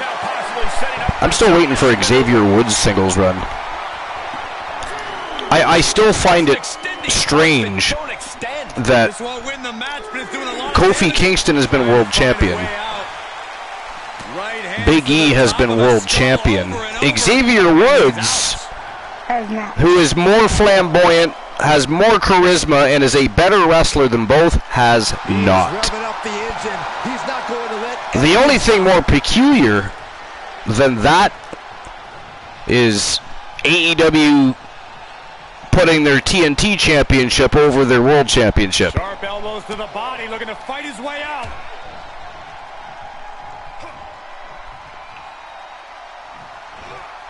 And this might not have a pleasant ending. Good Lord, Extreme Elements is a little late on that, aren't they? I mean, pro wrestling's been here all fucking night. Extreme Elements, how dare you? No, he subscribed. Oh, he subscribed. I don't have my, hold on, I'm just popping open the dashboard again. I was on the other screen. He made it. Tag made. Wow. Subscribed with Prime. Thank you very much for the Prime subscription. Pro Wrestling, I appreciate that. We all appreciate that. Yes, thank you very much. This is what you call high risk. Always appreciated. Never necessary, but always appreciated. Way of showing just a little extra love. Makes me feel all warm and fuzzy inside. If we weren't a PG channel, I might even start touching myself. You never know.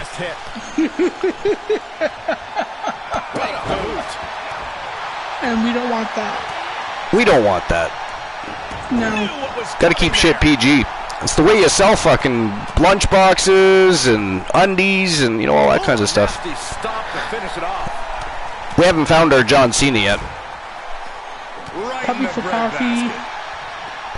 Tag is registered. You know how that goes. There is no puppy in this household that is going to be receiving a cup of coffee. Dogface in the house. And could we get a shout out for Dogface, please? Thank you very much. Jolene beat me to the punch. Again, anytime Dogface pops into the chat, automatic shout out, please. Way to hang on. And welcome in, Dogface. Welcome in episode 351, baby. 351. And by the way, Team Dogface, technically speaking, now I do know that our YouTube universe is completely separate from everything here on Twitch, but technically speaking, Dog is a Grand Slam champion. He is one half of the Archerverse World Tag Team Champions. He is the Archerverse World Heavyweight Champion. He is the TWA World Heavyweight Champion, and he also holds the Internet Tag Team Wrestling Championship with Big Bubba Bruno. So they have 2 sets of tag titles. This is not going to end well. Holy shit. The drop kick. Mitchell Vaughn has been on one hell of a tear. Evisceration. No, that'll break his arm. Vicious. Grand Slam champion. And by the way, just throwing that out there, Dogface, nobody has done that before. Nobody has held even both the TWA and the Archerverse World Heavyweight Championship before. However, there have been in the women's division, somebody did hold the TWA Women's World Championship and the Archerverse Women's World Championship, but never been done in the men's division.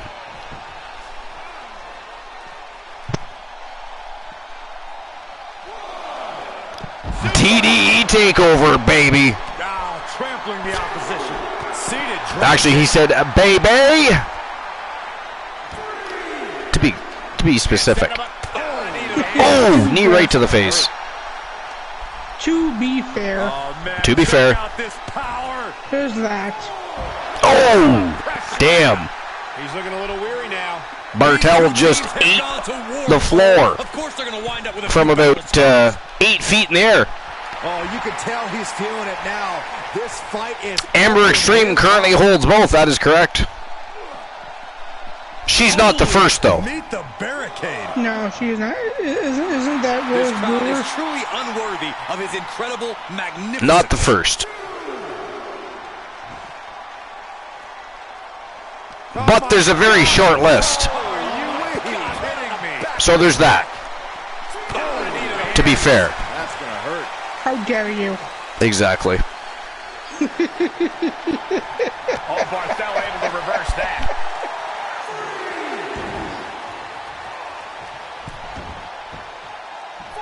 Right, Dog? Holy hell. And now you've even got a tag team going on. I mean, what's next? A faction? They'll just collect all the titles. They'll be like the Wolfpack. Don't give them ideas. Right? That's all we need. The Wolfpack and the Weapons of Mass Destruction just cleaning house. The fucking championship corner. Wolfpack, WOMD, Wolfpack. Like, fuck. Damn, Bartel manhandling Vader out there. Look at him. Pride and poise personified. So back to my reading. Oh, right, yes. Going to be caught in here. The Olympian has always been a top talent, but it was more a matter of WWE realizing what they had in him. He's been a treat to watch in all those segments, as well as in the ring with the matches with An unrelenting assault being brought to Barthel. Bartel has to it's find a safe way to to turn assume things around. Gable will see his television time curtailed once his team rival with Arcade World runs. Of course, the fans should enjoy this push of his while it lasts. He's been the breakout star no one has expected this year.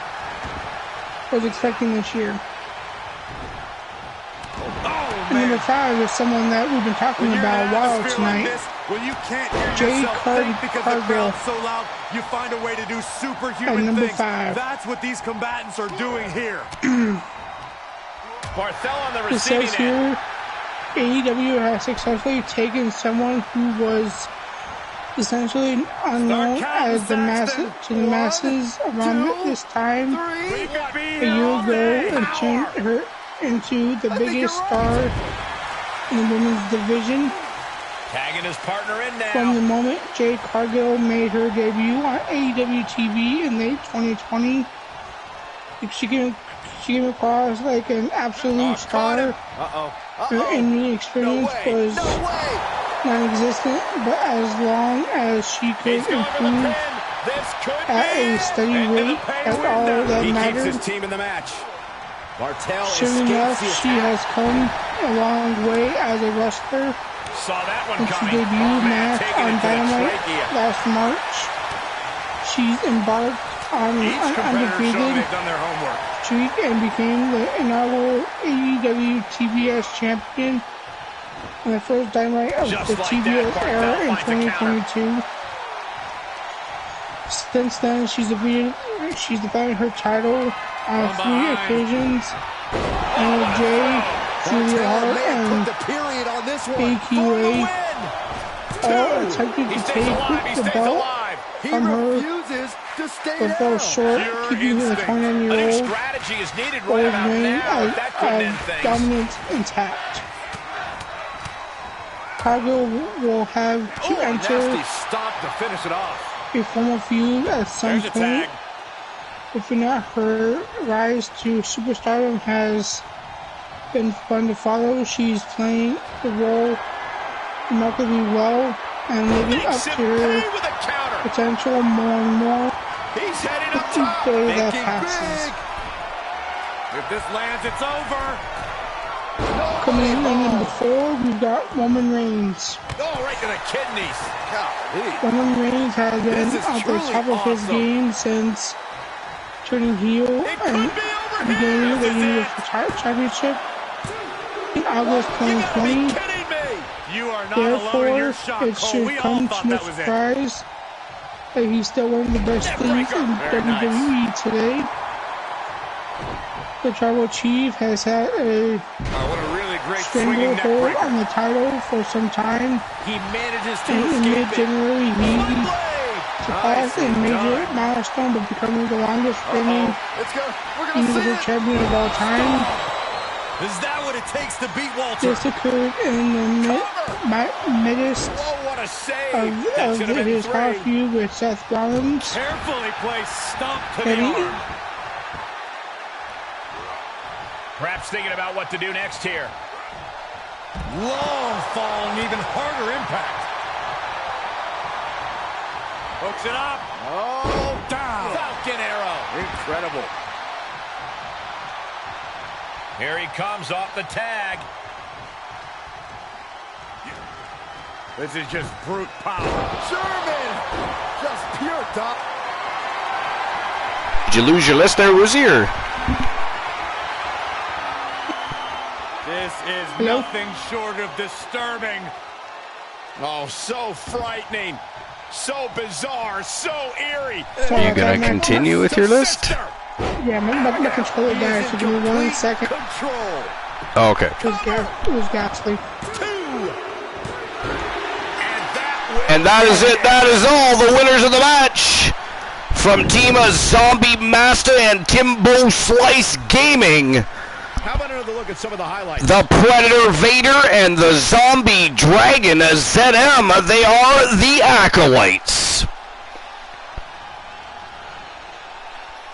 All right, I'll issue the payout for that. Which one did I leave off of? Jade Cargill or Roman Reigns? Pardon me? Which one did you guys last here? Ladies and gentlemen, joining the broadcast, the mayor of Coolville, the leader of the Coolverse, the captain of the Cool Kids. He is Santa Claus. Welcome to episode number 351, Santa Claus. How are you doing? You're an asshole. 350-some episodes. I hope we've all realized how much of an asshole you are. Santa Claus. Bringing his gift of historical facts and atrocities with him.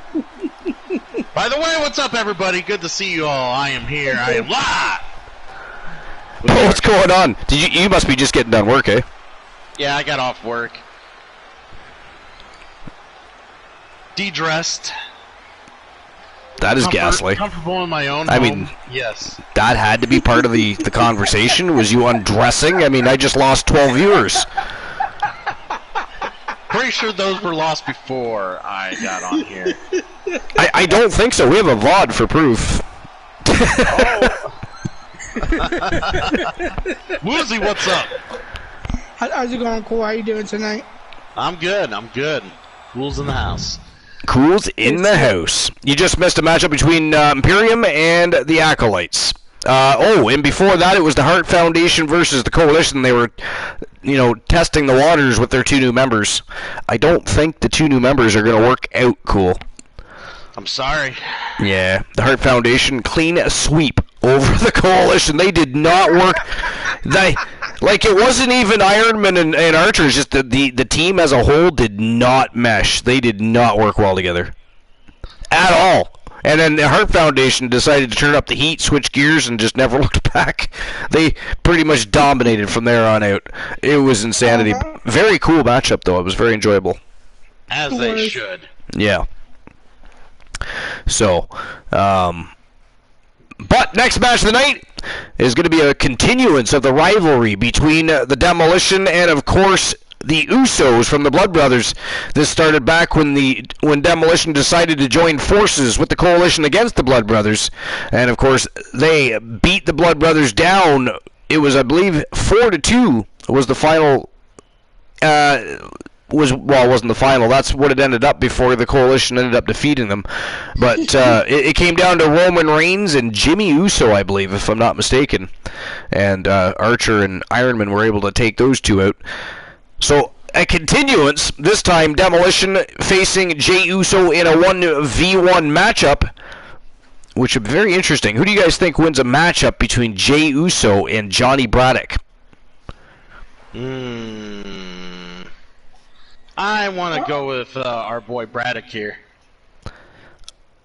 I'm going with the Uso. Well, I think Braddock wins. Now, he didn't beat Jey Uso last time. He actually beat Jimmy. But Braddock actually took Jimmy Uso out of the elimination matchup that they were in. So I'm thinking if he can take Jimmy out, chances are he can take Jey out. Is my what I'm thinking. It's quite possible.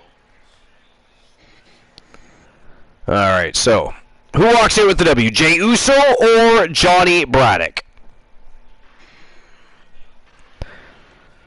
So back to my list after Archer. Oh, right. I keep forgetting you still have a list going on.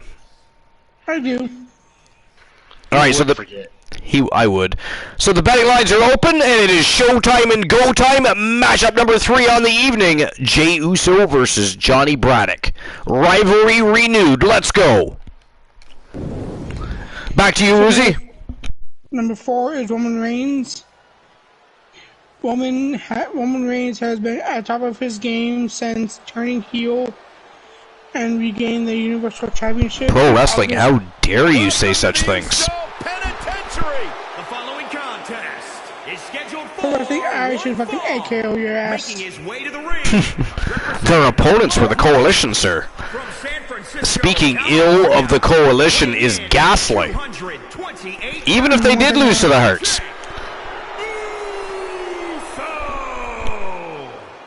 Hey, Corey. How dare you, Pro Wrestling? And there's a congratulations to our latest victors from last night's show.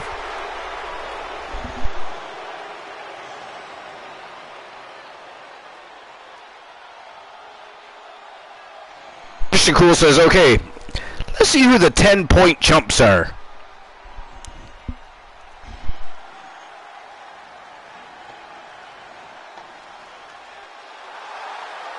Yes, Christian Cool would like to know who the two people voting for Jey Uso with 10 points each. Weighing in at 279 pounds. I feel like it's going to be like Granola and Froggy. I feel like Granola is still lurking. Riding high. Plans on getting things settled in the ring. I can't wait. One of them's Joe Link. See, Granola is still lurking, so one of them could be him. Seeks out the highest level of competition, and I think he'll get it tonight. Yeah, you can never count out Granola. You could never know. Nope. The moment you do, him and his finer than frog's hair ass swoop back in and cause some sort of villainy. Whoa, whoa, whoa, whoa. Joe Link says I put 10 on Jay just so somebody wins something. Here's the thing, Joe Link. If Braddock wins and I win the paltry $10 or 10 Archer points from you, it don't feel like I won much of anything. Now, does it? This is an opportunity to make big headway on the roster. And he's in there with Jey Uso. Yeah, put at least 100 on there. Who is as It's a shame that Archer can't put a minimal bid. And don't expect the rules to protect. Yeah, I never did put a minimum on that. Well, I see things as Jay having a mean streak that fuels him to success. Once Jay unleashes the full extent of his fury, Froggy Leg says he drops at least $1,000 on every bet. Yeah, Froggy Mothleg says, I drop at least $1,000 on every bet, sirs. How dare you? Indeed. Well, I drop at least 1,000 every bet. You know why? Because I am a big contributor. Wait a minute. A heavy supporter. Wait a minute. He how dared us? How dare he? Oh, whoa, you're right. He did. He did. How dare you? How dare us? That is not funny. I think it kind of is, but I'm not laughing like an idiot. Exactly. All right. just cranking the head. Wow, silence. Very nice. He lost. Do you see the destruction of Jey Uso in the ring right now? Jay at all times. Jay is fast. Yeah, Jey Uso has not exactly had the best of luck so far in this matchup. Braddock is all over him so far. You won't be caught off guard, and you might find an opening of your own to attack. And this might not have a pleasant ending. Very nice spiffy outfit that the Demolition there is currently wearing apparel. I swear if Roman Reigns sees how good looking that apparel is, he might go back to the Shield outfit. Oh, good Lord. Froggy says, how dare you be upset at my how dare you? How dare you? And he goes for the pin. Think that we're upset about you how daring us. Well, we're how daring you how daring us because you how dared us, and how dare you how dare us how dare you. So there. I'm pretty sure there's a double dare in there somewhere. Double dare. Okay, someone needs to be slimed. Right? I agree. Double dare. This is about career longevity. In trouble here. Stream Elements is just being vicious tonight. And that'll break things up. Yeah, Stream Elements has an attitude tonight. Both wrists captured. So wait, a regular AKO literally times people out for fucking 5 minutes? Jay puts a stop to that. That's fucking mean. You like that? Well, I mean, only the mods can do it. And you were blaming me for your lack of leadership. Arms and feet. Wait, we have a Mark Sellers here for the double dare. That could finish off Jay. Nice. Nice swing. No, he beats the count. Wow. Wait, are we sure that was not a 3 count? You can't count that high. Jay kicks out again. Near falls you'll ever see. I mean, he may not be doing very well, but he is certainly showing resilience. He really is. I think his brother and Roman Reigns are probably very angry backstage right now in his performance. Well, I mean, you either get your ass kicking here, or you get your ass kicking backstage when they're not approving. That's why you gotta read the rules, folks. Braddock grabs that bottom rope, and the referee actually saw it for once. Good for him. Did his job. Way to go, ref. Oh, man, for as much as you underpay those refs, it's nice that we got one. I know, right? Somebody shout the ref out, please. That was fantastic. His defenses have fallen, and soon he may too. Oh, ripcord knee strike right to the face. Jey Uso can come back from this after all. Whoa, where was Braddock going with that one? What does that even mean? This has become a directional skills subpar there. It is down to who still has the energy. Uso. Ooh, the Uso splash. Nailed all of it.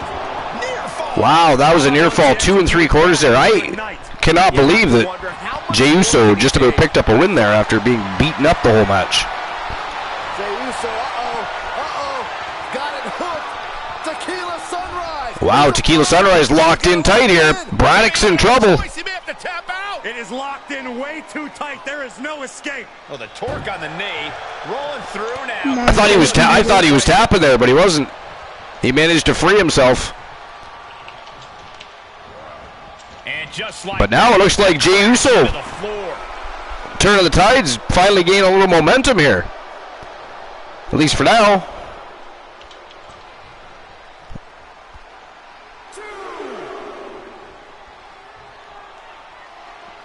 He's outside the ring now. Hope he's got a plan. Up on their shoulders. Ooh, Samoan drop on the mats. Ruthless striking. He just busted open Braddock. What an elbow. Jey Uso's making a bit of a comeback here. Trap. But now a retaliation, though, by Johnny Braddock. He is revving up the engine. He's not going to Number let 3 on my anything list stop is him. Sammy Guevara. It's a revolving door of forearms. The elbows from Johnny Braddock, those are vicious. Top turnbuckle and the super Damn. down. That was straight up savage. And Jey Uso kicks out again. Wow. Over how he managed to get the Oh, he landed the moonsault that time. Because, I mean, the first time he completely missed the mark.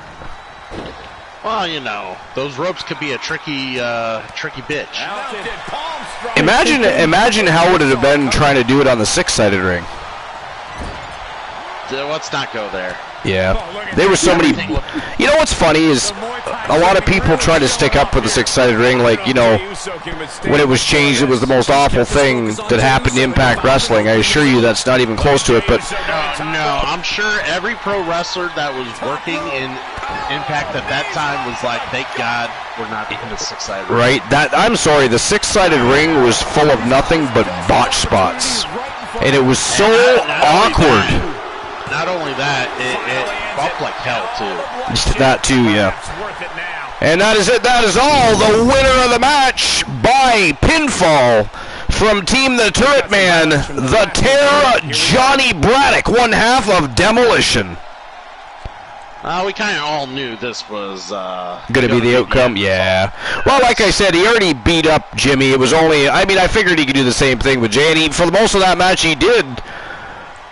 Just that, he beat the shit right out of, but Jay made a bit of a comeback in the end there.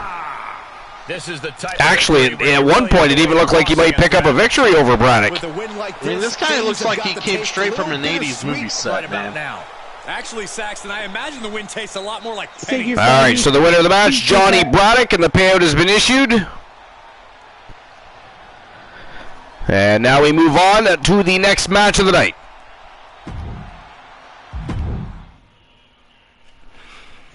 And the next match of the night is Jimmy Uso taking on the other half of Demolition, Cyborg Adam Colossus from a Team Complete Geek TV. Who do you guys think has this one? Johnny Braddock already beat up on his brother. Can Adam Colossus beat up the other? Will Demolition get a clean sweep in singles competition over the Blood Brothers tonight? Or at least two members of. What do you guys think? I'm going to open the betting lines right now.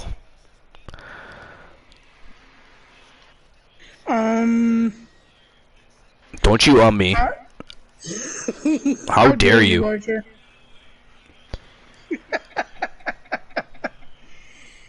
I say Jimmy pulls out the upset. Oh, wow. I heard what Jimmy pulls out. Ooh. I don't think that's gonna happen. No. Well, I'm expecting a clean sweep by Demolition. Well, I have more well, I have a lot of faith in Braddock when he's in the ring. Colossus, not as much. So we might just have to vote for Uso here. You're gonna vote for Jimmy? Nice. No faith in Adam Colossus. I have faith that he might not have his head in the game. Sometimes he gets a little distracted. Fair. You're not necessarily wrong with that. And also, you're not wrong with the fact that I think general consensus, Johnny Braddock is definitely the stronger of the two. As far as, I'm not saying in strength-wise, I'm saying Colossus may be the weak link of that tag team, is what I mean by that. Whoa, we got a sub. Yeah, that's like the third sub of the night even. Almighty Exotic subbing for a second month. Thank you very much for the resub, Almighty Exotic. Appreciate that. We appreciate that. Thank you very much. What made the difference? What made you guys step up your game? Jimmy and Jay will tell you it was the moment we decided to stop. And Christian Cole dropping some tiny little beautiful gems all over the floor. It's turning into a big love fest around here. I mean, be careful if Kraken Skull shows up. He will bring dildos.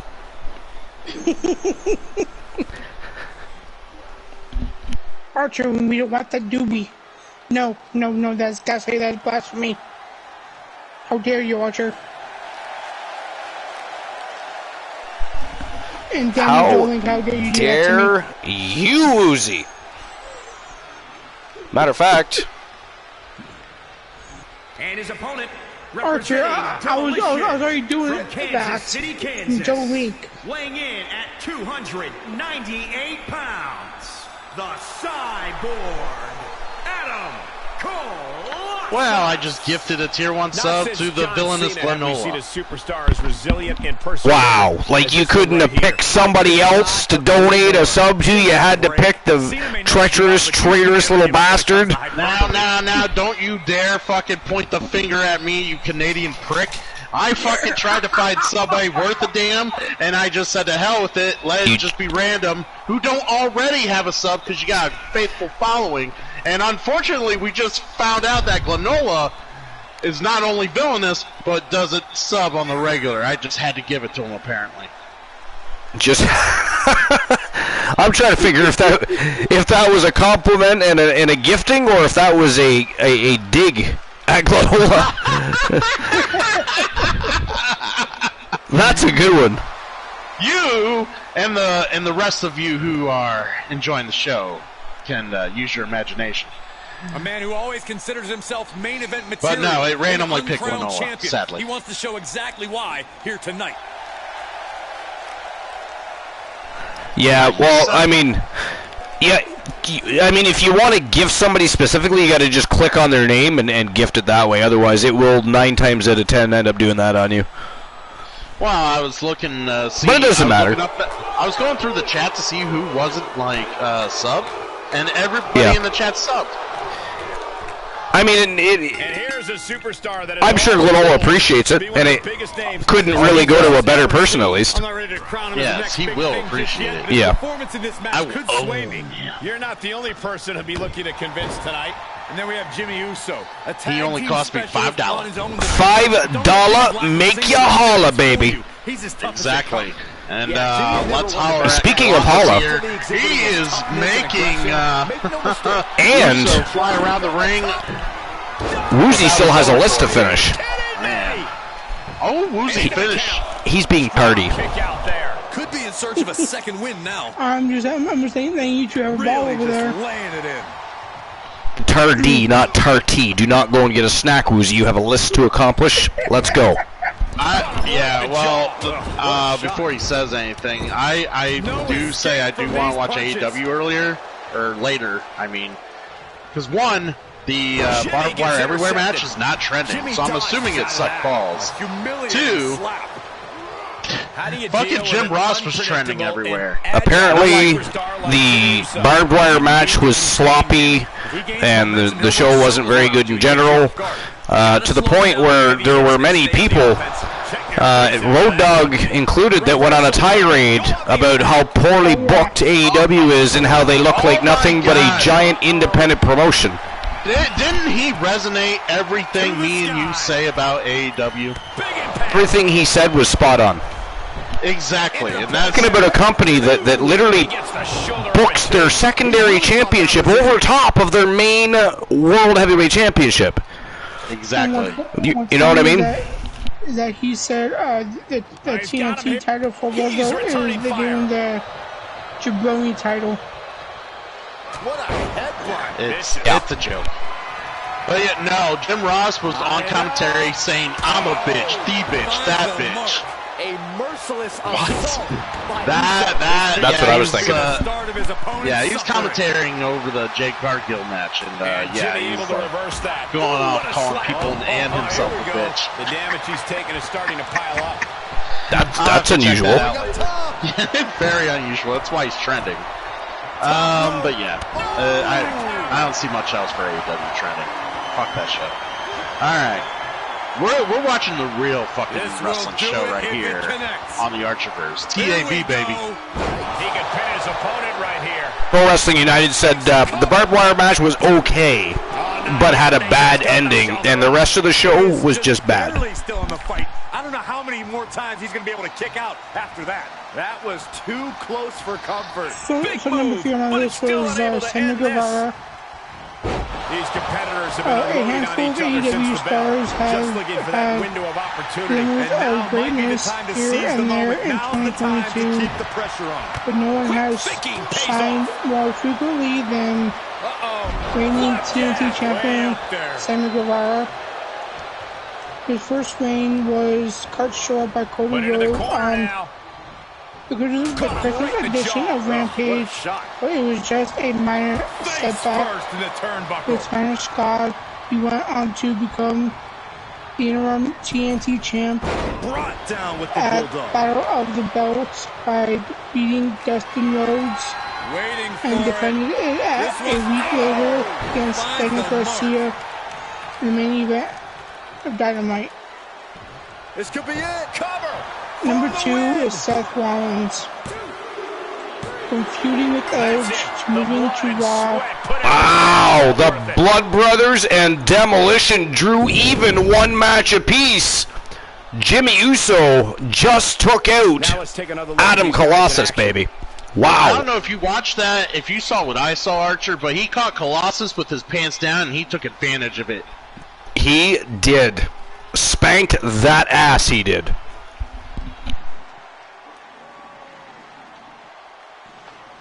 I'll be honest, that's unexpected for me. I actually thought Adam Colossus would have made short work of Jimmy Uso, but I guess I was wrong. Yeah, just Archer, all it means is that there's got to be a rubber match. One apiece. A rubber match. That is true. That is true. They didn't give it their all and then some to achieve this victory. All right, so I'll issue the payout for that. Almost nobody was voting for Adam Colossus anyway. On lockdown. No love for Colossus tonight. Nope, none. In the past 5 years has come in 2021 and 22 alone. The momentum he garnered from the feud with the Rated R superstar translated over into his run on the Red brand, where he wasted no time in becoming the #1 contender to the WWE title. Although he never got that one-on-one title opportunity, he did show up and show out every time he was in action, including on day 1. He formed an entertaining alliance with Kevin Owens, and the two remain a recurring highlight on Raw to this day. And number 1, the Beast Incarnate, Brock Lesnar. Amazingly enough, 2022 marks 20 years since Brock Lesnar arrived in WWE Oh, is he the next to have a 20-year celebration? Nice. Well, by storm, 2 decades later, he's still at the top of the food chain. The more things change, the more they stay the same. That is so fucking true. Love him or loathe him, there is no denying the Beast Incarnate has been WWE's main attraction in 2022 and will be at least to WrestleMania 38 when he headlines with Roman Reigns for a 3rd time. His surprise WWE title win at Day 1 has a lot to do with that. So that concludes my list for tonight. And what did you think of the list, Archer? I mean, it was kind of all over the place, really, if I'm being perfectly honest. But, I mean, it wasn't terrible. We've definitely torn apart worse lists. Oh, we have, yes. Yeah. What was the list about overall? I never caught that. The list was ranking the top 10 WWE and AE stars so far in 2022. Number 10 was CM Punk. Number 9 was Becky Lynch. 8 was Malachi Black. 7 was Adam Cole. 6 was Gable. And 5 was Cargill. That list sounds completely wrong, because where's Cody Rhodes? Exactly. Question. I mean, probably they didn't include him in the list because he's now with WWE again, but I mean, they weren't talking about this year, therefore he should have been on the list, yes. Totally agree with Cool on that one. Cool is correct. I am always right! Anyways, next match of the evening, another trip back to the tag team division. RK Bro taking on the newest tag team in the division, the Primetime Players, the Great Champ Jackson and J.R. Jack from Team Almighty Exotic. That is the next match of the night. The betting lines are already open, so let's get this show back on the road. It is go time. Oh, by the way, Archer, got that joke for you. Oof, I forgot about that. Shitbird, go ahead. Alright, so here's the joke. I'm going to watch AEW later after this show. Would you like to watch AEW with me, Archer? See how that's the joke? Yeah, because I know you don't want to watch that shit. Fuck that shit. I haven't watched it in about 3 weeks, but you know what else I do not watch anymore? What's that? Impact. I can't do it. Even though they have one of the best women's divisions in pro wrestling, I can't do it. After they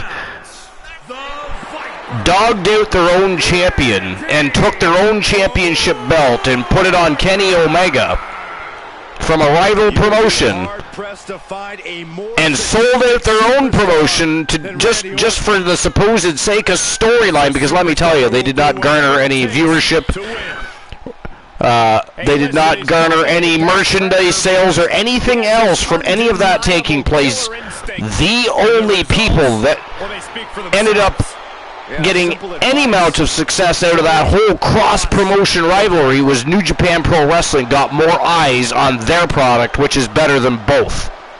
Better than both Impact and AEW.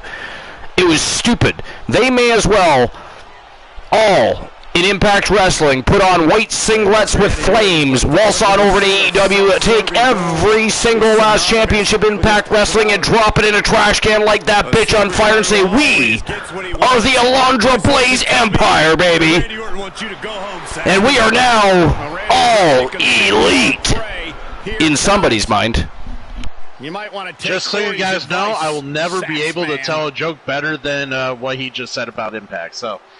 Sorry, that one got away from me. It's fine. It's fine. It's truth. It is true. Yeah, I mean, yeah, it's. I don't know. WWE's had some questionable booking as of late, but they're unfortunately for them, they actually have a safety net.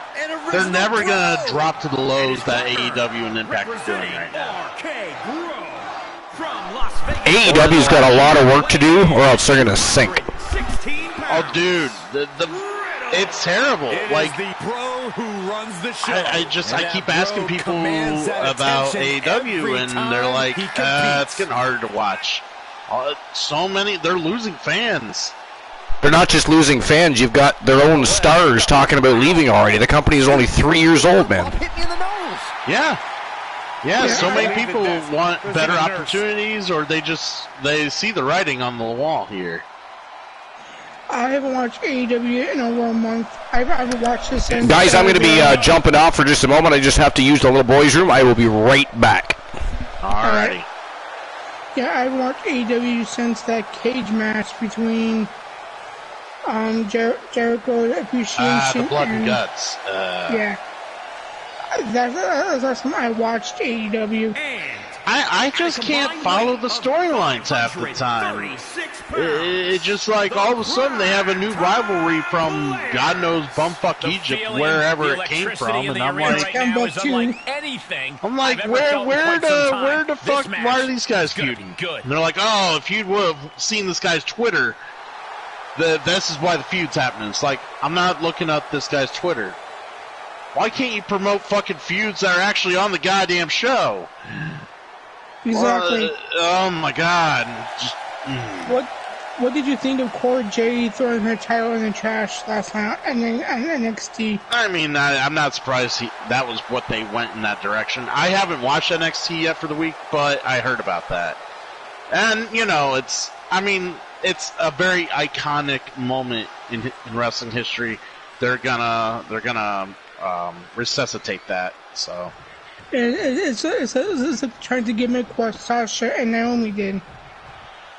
Yeah, I mean, yeah. With a little 2-on-2 tag team. But here's the thing: they're really trying to develop that women's division in NXT. They got a lot more women coming up the grapevine.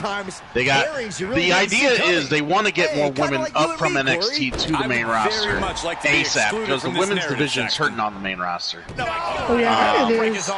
Vicious. I mean, if anything, the Sasha and Naomi thing might have opened up their eyes a little bit, and now you see all the push in NXT right now to get all these women like up to some level or another to where we can move them up. So I don't know. It's going to be an interesting rest of the year, second half of the year in WWE. That's kind of my opinion. Unfortunately, AEW keeps shit in the bed. They're going to continue to shit the bed as long as Tony Khan's booking. That's why I won't watch it because of how shitty of a job they're doing. So, sidebar. Are you going to watch Ring of Honor this weekend? Probably not because I do not have cable. And look at this now. Bad intentions. Dude, you don't need cable. You just need to get in the Discord and have your boy here turn it on after the show's over. Well, then I'll be there. Alright, that's what I thought. What night is it? Saturday night? I think so, but actually we can be there because Christian Kid Archer doing a celebration for Granola. Celebration stream for Granola. Celebration stream. Which is fine. I figured we might end up watching it like Sunday night or something like that because powerless position to be in I got things going on Saturday as well. So and Sunday is War Games. Yeah, this is exactly why constant, frequent tags are so important in a match like this. Next pay-per-view for the Archerverse. Oh, so we can watch War Games and then watch Ring of Honor after. Nice. Yes. See, I'll be at work at the beginning of War Games, but I can maybe make an appearance or a little bit before. I might switch my stream from Sunday to Tuesday if that's the case. Okay. Yeah. So we'll see. And what do you think about because of young veterans going under new names? I'm fucking pissed. So I'm fucking pissed about that. I'm a big Zach Gibson fan. Ever since I saw him in the second UK championship tournament that they did years ago, and they introduced Zach Gibson. And I saw how much of a big, right in the mouth. you saw a lot of Nigel McGuinness in. I have returned. Zach Gibson. Yes, and I'm a big Nigel McGuinness fan. So Nigel McGuinness, how could you not be? Exactly. So seeing Zach Gibson kind of be the next form of Nigel McGuinness, I was really happy, and I wanted to see if he would end up taking off. Now he's a fucking dyad. I'm a little pissed. Life is Great says, I've been needing to go to sleep earlier, so I didn't think I was going to make it tonight, but I can't sleep, so here I am. Well, Life is Great. Welcome to episode number 351. Looking to fight his way out. Oh, Jesus. I mean, how's the match been going anyways? I mean, I see Riddle, oddly enough, in full control of this match at the moment. It's been pretty much Randy and Riddle. Really? Yeah. Wow. All right, then. Yeah, I'm cool with something he's put on about the name change of the young veterans. Oh, yeah, what do you think about that?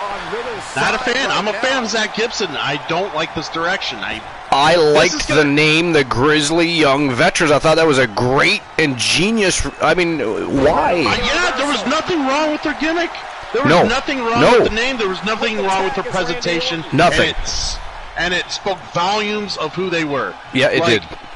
And they shit the bed. Nope, I agree. The fucking bed. They did shit the bed on that one. Yep. I mean, I figured if they ever get called up in the main roster, it'd change anyway. But this is dumb. Now my only hope is if they get called up to the main roster, they go back to Grizzly Young Veterans because they've been the dyad for so far. I mean, I'm expecting the Young Bucks to come into the WWE at some point and be called the Aged Fellas. I mean, seriously. What is going on? I understand when you're creating new talent. When you've got homegrown talent or you've signed people from the independent and you want to change their name and put them on the main roster, okay. Okay, but when you've got people like Pete Dunne and Walter and Gibson and all these people that are already global names because of WWE and they're working NXT and other things, it makes no sense to suddenly change their name just because they went to Raw. Well, all the name changing, for better or worse, has been because they have they're part of their real life name in the. No, I know, yeah, and they have a policy about using real names, but. Yeah, they really follow that policy to the fucking needle. I'll tell you what. And Forest United says Grizzly Young Veterans were great, and no, they are default emo 2K Wrestler 1 and 2. Yes, and then, they are. And then Max Dupree. Max Dupree. Not here, baby. We have L.A. Knight here at the Archerverse. Actually, L.A. Knight signed with Starrcade. L.A. Knight sounds so much better. L.A. Knight ended up signing with Vinny K and Starrcade. So if you want to see L.A. Knight, you'll have to tune in to Starrcade next week. Again, for anybody just getting here, there is no Starrcade or Warzone this week. We have a very special show this Saturday night, and then we have, which is including all three brands. And then Sunday night is our big stream preview of the summer, WCW War Games, which is actually a battle between WCW Starrcade and the Archerverse Warzone.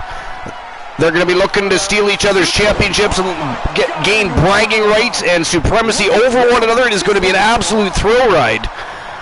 But as a result of the special event on Saturday and leading right into the stream preview the next evening, there is no show tomorrow or Friday. Now, for those that don't understand how that works, Starrcade and Warzone will simply be simulated. All championship matches will be removed, and the remainder of the show will be simulated to make sure that there's still progress with the wrestlers. But the next show will be Saturday night, 10:30 p.m. Eastern Standard Time, and it is a special event and homage to the great Glenola. Yeah, Woozy told me about that Glenola stream. Saturday night. Yeah, I'll try to make an appearance. So. Of course, you and T are next. But just like Glenola, you won't know what's going on or when it's going to happen. on that turnbuckle. Oh, you do what you gotta do, sir. Nobody knows anything about Saturday night. For once, nobody knows. Not even T. At this point, it might be too much for him to recover from, Cole. And actually, seeing how he's here, he will attest he knows nothing about Saturday night. Oh, stomping away. Speaking of you, Christian Cool. Yeah, I don't know shit. So Saw that coming. I just now found out. Yeah, no, it was supposed to be a surprise, and that's the way I've kept it. Everything's been kept a very tight lid on the deets. Yes. That was nasty. And there's anyways, another significant there was something attack. I was gonna. Oh yeah, that's right. Joe Link wanted me to Showtime. Oh right, joke time. Joe Link, if you want a joke, go watch WrestleMania 9. WrestleMania 9. Nothing is being left back. It's the best joke you'll ever watch. That was not a good WrestleMania. Oh no, it was awful. Yeah. And there's not really that many WrestleManias you can pick on, but 9 was awful. Like, a lot of the WrestleManias at their worst usually can average maybe a C average. WrestleMania 9 literally hits almost F tier. Oh, it was epic fail, yeah. It was fail. It was bad. There they go. Answers back on Orton. They certainly made up for it with 10, though. 10 was pretty good. Yeah, I'll agree. Yeah. Nice takedown. Yep. Oh, big flying elbow from the champ. Leg sweep. And a senton to follow. Oh, and Orton is set for a run. Actually, the great champ. Left hook in the mush. Oh, look at this roll. Why is he so great? Up until now, not really quite sure. Still very new to the roster. We're still trying to figure out what he has to offer, and I mean,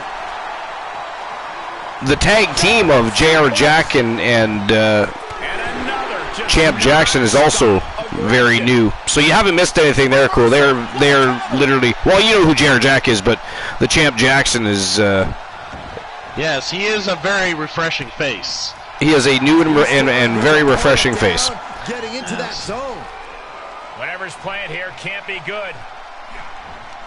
Uh-oh. Oh! That refreshing face just got tossed all the way down to the floor. And that is a 9-foot fall. Look at this. That is a ghastly fall. Hard to watch, too. Remember what the ghastly fall was when Archer's had to walk off the cell cage. Reversal. I mean, that was many moons ago now.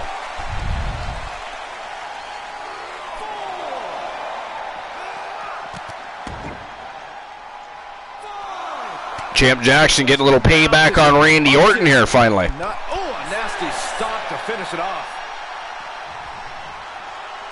Again, I missed the first part of the match, and Christian tells me it was all RK Bro, and really, since I've been back, it really didn't change a whole lot. Nope, it hasn't. Champ Jackson with the upper hand right now. Maybe they're going to look to turn the tides here a little bit. Mass Effect's going good, Joe Link. Archer is saving the universe on cue and on point right now. He's fantastic. Not a renegade point to be had. Some quick tag team work here by the primetime players. And cool. And how's Caden doing? Got him set up in the sitting on the sidelines quite often because right in the pine until he dies. Oh! Whoa! That looked like it went right to the back of Orton's neck. Man, that was vicious. Well, that was huge when I popped in the stream. Orton apparently did not appreciate that. Yeah, Orton doesn't like anyone stepping on his neck. Oh, that looked absolutely savage. Oh, look at this, he gator rolls Orton. I tell you, the longer this match goes, the better this Champ Jackson looks. Exactly. Oh, got caught by Orton, though. Just wasn't quick enough for the Viper. Uh-oh. Then the Viper is looking to strike. Oh!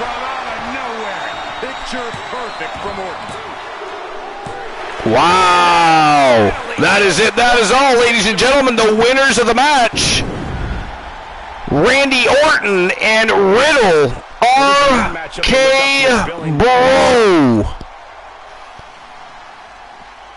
And I'll tell you, nobody bet.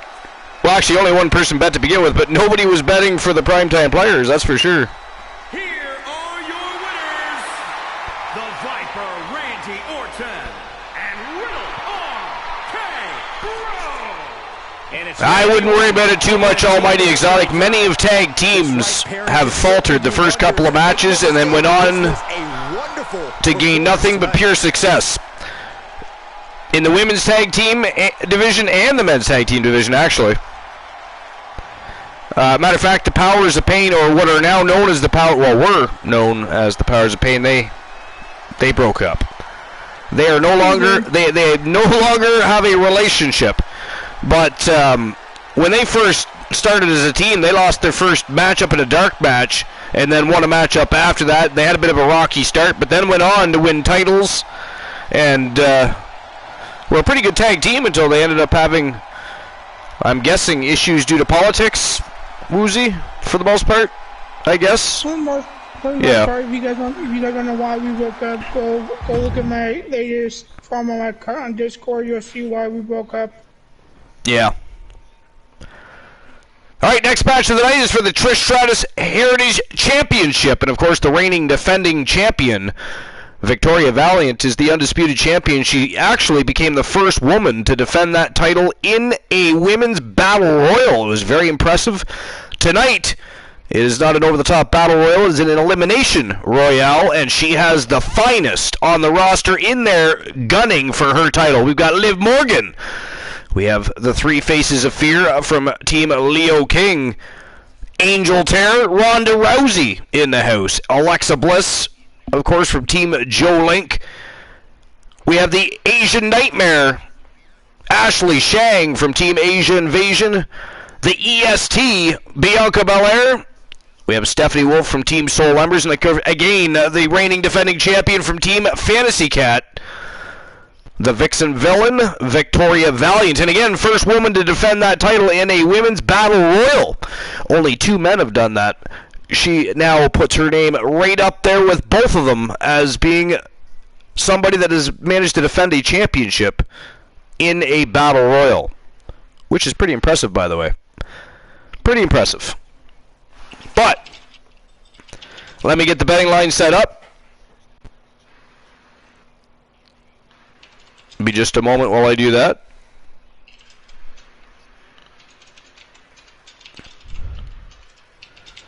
Listen to that clickety-clacking. I'm not sure if there's somebody's tap dancing. I don't know if is there a tap dancing contest going on, or if that is a keyboard I'm hearing. You shut your mouth. You shut your mouth when you're speaking to me, sir.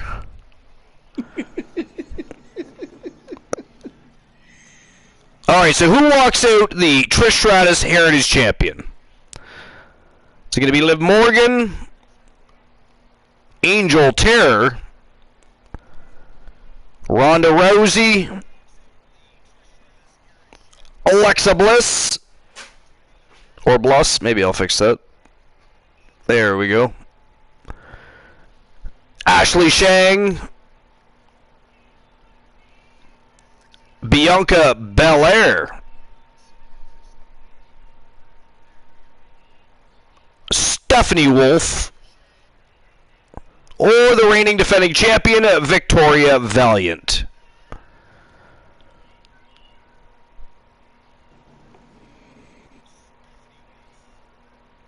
$5 minutes to make your bets. Should you decide to bet. Nobody bet on the last match. Shameful. Alright, there we go. The betting lines are open, and it is showtime and go time for the Trish Stratus Heritage Championship. Let's go.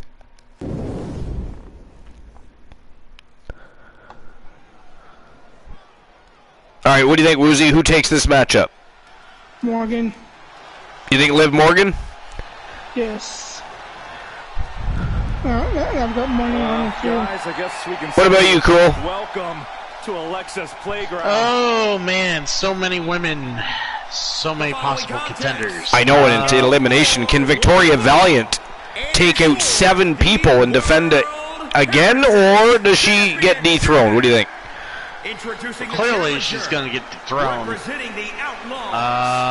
Clearly, she's going to get no faith in the champion.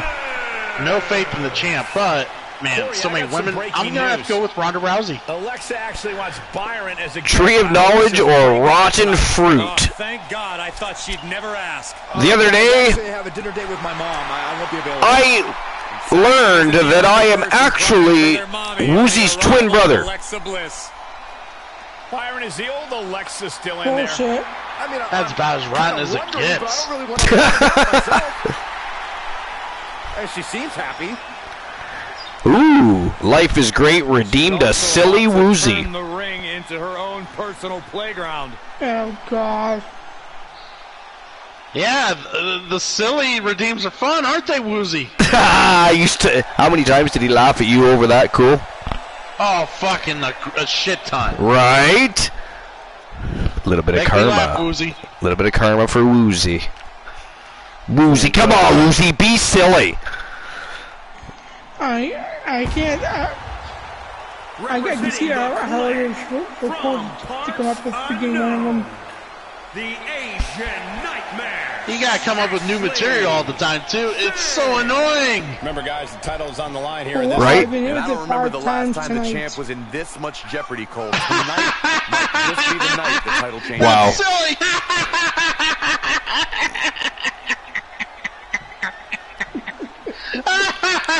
Ghastly.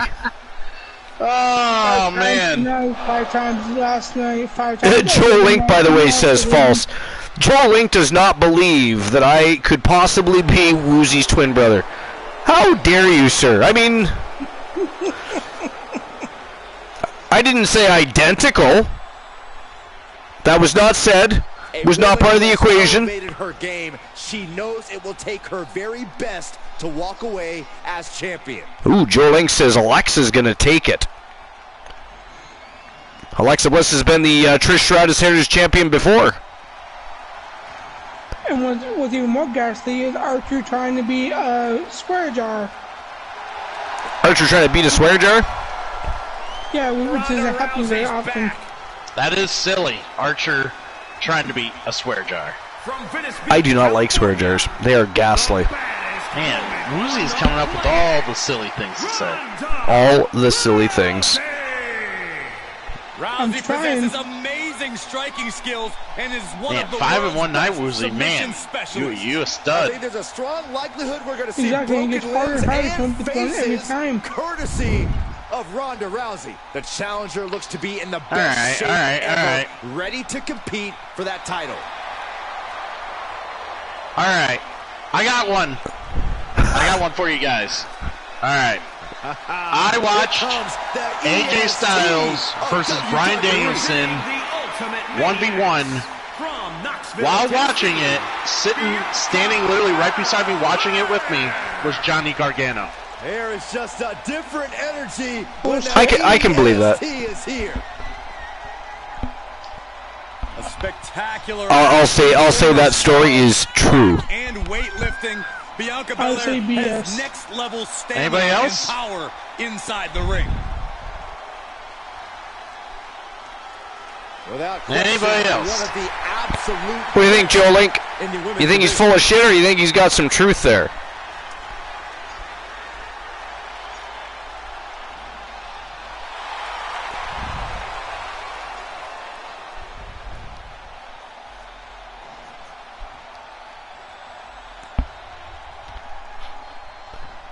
Joe Link says That's true. true. Anybody else? Anybody else wanna chime in on that one? What do you think, TBS? From the other side of darkness. The other side of darkness. The other side of darkness. This is a big-time opportunity, Byron, as the title will be on the line. Sounds like a dark All right, place. Michael, and judging Life is from the great response says on true. social media heading into this Wow, we got match, Life is we're Great likely to see and a Joe Link that says big true. crowd here tonight. Huh? I think we'll just. Actually, no, Joe Link. I went to the show with Gargano. It was back when I was training to be a pro wrestler. So both me, Gargano, my friend Ben, Greg Iron, and a couple others of us, we all went to the ROH show that happened to be in Cleveland that day. We all went as a group. You have to remember, Giant Gargano was like 19 at the time. So he was young in the business too. So we all watched the Ring of Honor show together, hanging out, and that was the main event of the show: AJ Styles and Bryan Danielson. So no, that is a hell of a main event. Woozy, you could suck it. Yeah, so I already knew Cool's background, so that's why I knew it was more than a possibility. Exactly. Yeah. The standard bearer of this division.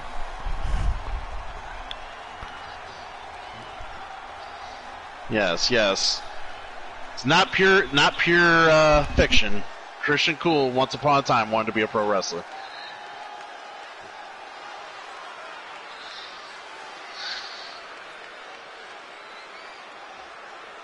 He wants to be a pro wrestler too. He wants to learn how to mud wrestle. Illinois, the Nightmare, Stephanie. I think it's I mean, there's an audience for it. There is. And I don't remember the I suggested that he did it in a G-string, just to make it a little more entertaining. Be the night the title changes hands. I mean, it gives him more flexibility, right? It's not as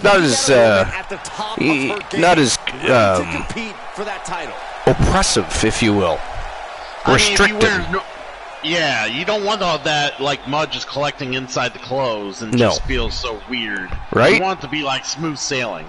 Exactly. Like swish, swish, not Here crunch, comes crunch. The self-proclaimed juvenile delinquent. From Elmwood Park, New Jersey.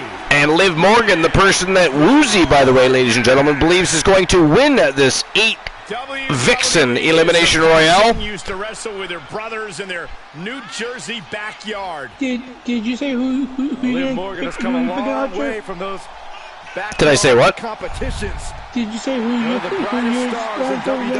I actually didn't say anything, no. But if I was going to bet on this, I'm going to look for Ashley Shang to have a breakout match here and become the Trish Stratus World Heritage Champion for the very first time. Because I agree with Cool. I think she's been a great champion. She defended it in the Battle Royal, but I don't think Valiant is going to be able to get through this one. Archer, I'm the closest one to the numbers tonight. 3-8-3. You are 5 away. Nice. And introducing the champion, representing the Alliance. Now, did you just bump out Punisher, or was he on the other one? You did. Okay, that's what I thought. You bumped him out. The villain, Victoria. No, I bumped out Froggy Malflaves. Oh yeah, Froggy. Sorry, Punisher. Yeah, Punisher was last night's winner. Like everybody else, Cole. Yes, he was. It seems like everybody's ready to write the champ's demise, but not me.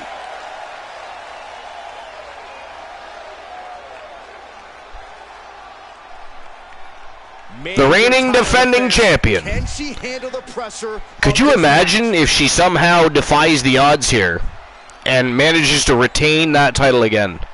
I mean, it wouldn't be the first time we've seen something like that here on the Archerverse, but it's very unlikely. That's true. That is true. I mean, you're not going to find many instances of it happening, but it definitely has happened. Don't believe us? You can catch a bod. You can. See how merciless someone can be. What will this come down to? This is about who can weather the storm. A superstar can attack. And by the way, did I tell you that you defended your King of the Cage championship? So not only did you win it, you have now already defended it. Hell yeah. Yeah. I mean, we were talking about it earlier tonight. Christian Hart has not even lost in a hot minute. Like, it has been a while. It has been a while. Yeah. And now the Hart Foundation doing equally as well. Able to interrupt the attack. Left by the turnbuckles. Liv holds her off. I mean, the Archerverse only likes to promote winners, and that's what the Hart Foundation does. So they do indeed. Relentless. Challenger's a little worse. Man, oh man, talk about pandemonium. Reversal from Morgan. Under the ropes down. Back and forth from these competitors. You know, we're always talking about how in certain promotions there's way too many people on the screen at one time. But in this case, at least all the characters are actually good wrestlers and entertaining. And they're also equally represented. That too. That too. And, you know, we don't tend to bury our talent. No, we do not. I mean, don't get me wrong. Incoming superstars, whether they've invaded or have just inked a contract, either way, they do get opportunities, but we don't bury talent. So here's you want to hear something funny? I got a joke for you guys. And she goes for the pin. So the Dark Order on AEW, someone like at the Pinnacle when they had like 15 fucking members, someone asked me if I could name them all. I couldn't name them all worth shit. They're down to what, 6 members? I still can't name them all worth shit. Oh, that faction is such a joke. Yeah.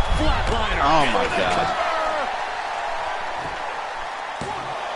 Bad predicament right here. Impressive. Oh, Bianca Belair just about got eliminated. Liv Morgan is on fire in there.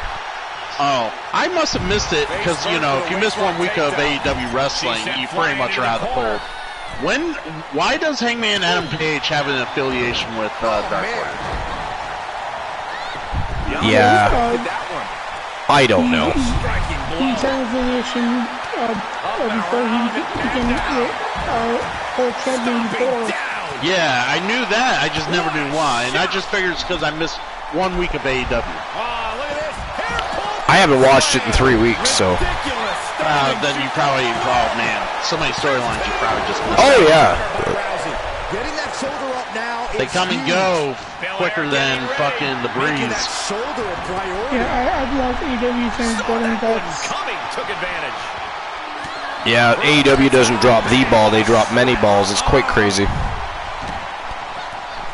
Can't hold them all. Kick off the barricade. And this one might be headed ringside. Oh, wow. What a counter. And for those of you watching, we're not sitting here just dogging AEW, dog AEW. We want AEW to be good. We do. We do. We don't wish a wrestling promotion to suck balls. But we will acknowledge it when they do. They do it themselves. Exactly. We are educated wrestling fans. We will acknowledge what's bad when it's bad.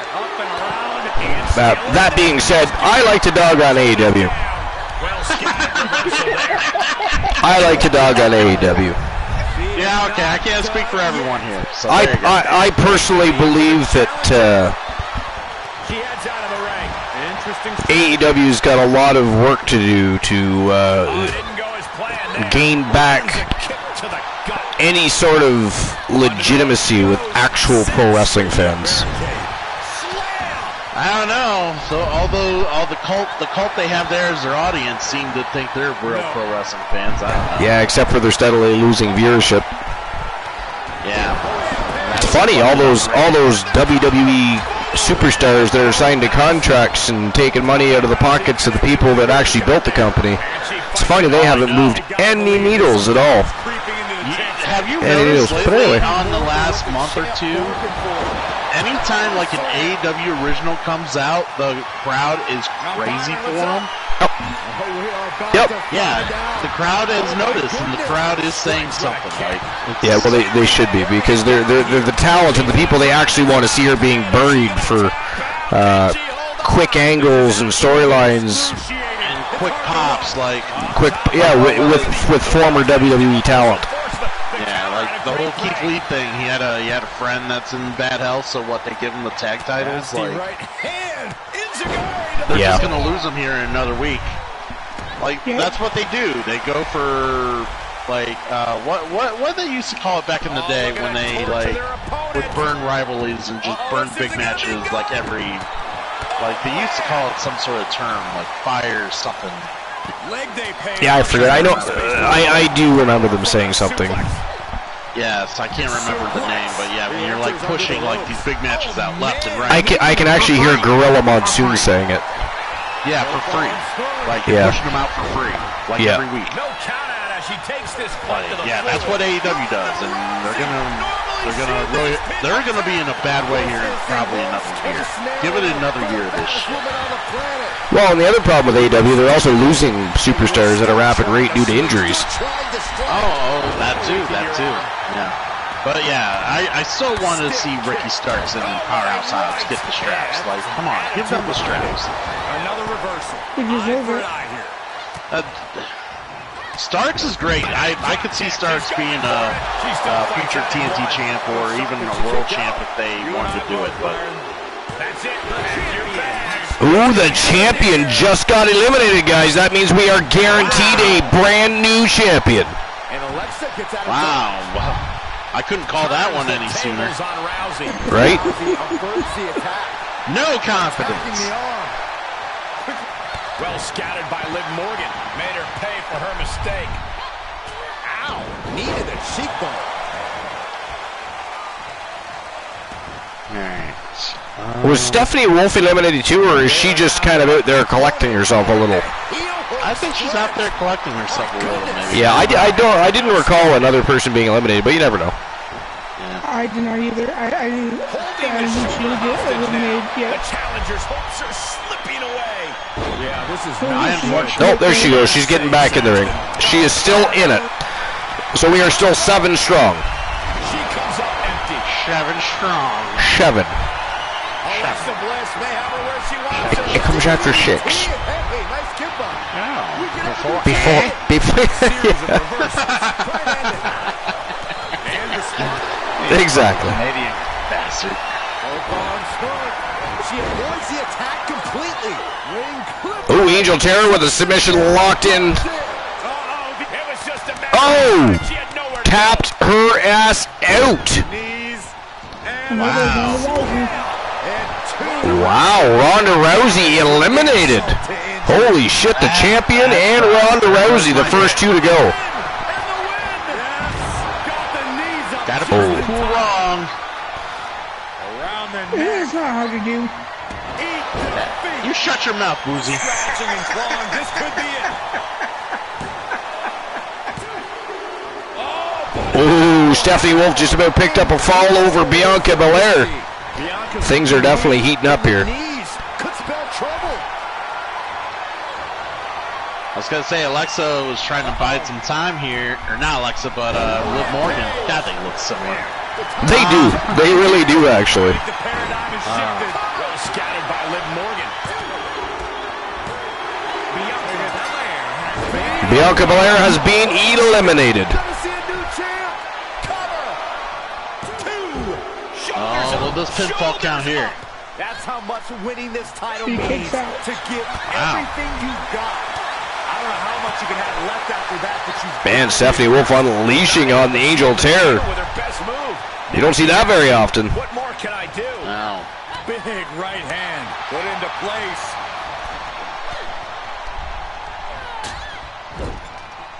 Oh, look at this. Angel Terror. No. Suplex. Oh, back suplex right on the edge of the ring. Placed in the corner. That's fucking brutal. Perched on the middle rope. You know that's the hardest part of the ring. That is the hardest part of the ring. To be fair. There's that. Has been eliminated. Wow. Moves outside. What's the plan here? And she has You're an answer down for to Liv. 4. A counter and Damn. another count. Down to 4. I mean, I think Roundhouse kick. our lovely Angel there could have had someone in the house of pain, but the ref was too distracted with the other pinfall. We are down to Stephanie Wolf from Team Soul Embers, Angel Terror from Team Leo King, Alexa Bliss, and Liv Morgan. Oh, did you see that move from the Angel of Terror here? Oh! Down low with the drop kick. Look how she just drops to the apron like that. I agree. This is about self-preservation. Try again next time. Doing a little damage to the spine and neck as she locks that submission in. holds her off. But Wolf actually held it off. Wow. Still yet to tap. That's crazy. Being victimized by those Muay-Thai knee strikes. I was actually pretty sure that Angel Terror was going to take her out there. That's one way to incite your opponent. Yeah. That was too. Driven into the barricade. Face crusher. Got to find a way to get out of this. I mean, Wolf's not ready to meet her Armageddon yet, I guess. They are not. Stomp to the leg. Countered it just in time. Kick lands. Man, Stephanie Wolf looking good in there. Wow, she took out Angel Terror. The three faces of fear has been eliminated. We are down to 3. Offense there. And in the back of Liv's mind, she has to be telling herself to finish this fight soon. This is crazy. It is. This is crazy. Well, everyone wants it. Is Liv Morgan gonna have her night, guys? Yes, she is. According to One Woozy TV, yes. I mean, the person I was betting on has already been eliminated, so I mean, I'm out of the equation, period. So it's close. Morgan on the receiving end. You didn't have to mention that. I think everyone was aware of that about 20 minutes ago. He's got a very bad habit of doing that. Yeah, I know he's like a nagging ex. He's got to drag up the past, stir the pot. Had this conversation. I It's thought like- we moved on. right? We're still holding on to it. Like, come on. It's like, bitch, you're not getting child support. Move on. Exactly.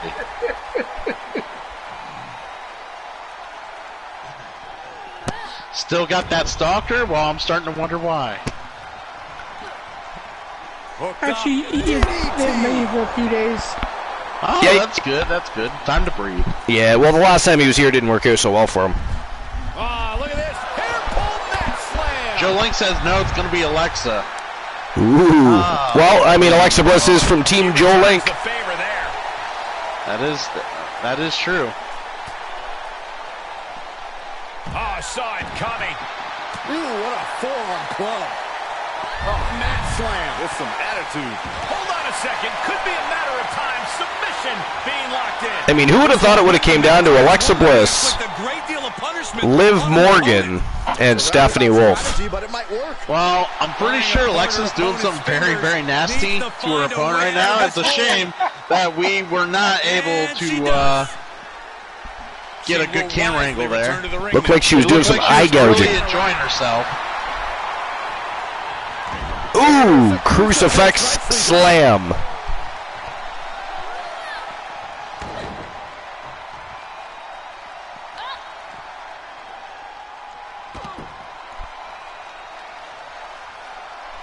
Ooh. Destructive arm breaker. Slam the back of Liv Morgan's head right off the floor. Damn, big spine buster by Wolf. But look at this. Liv Morgan from behind. No, retaliation. Wow, that didn't work out for her, did it? Liv Morgan with a bulldog. Oh, sit-out slam. The good old counter of the counter. Alexa Bliss is hungry. She wants some iron.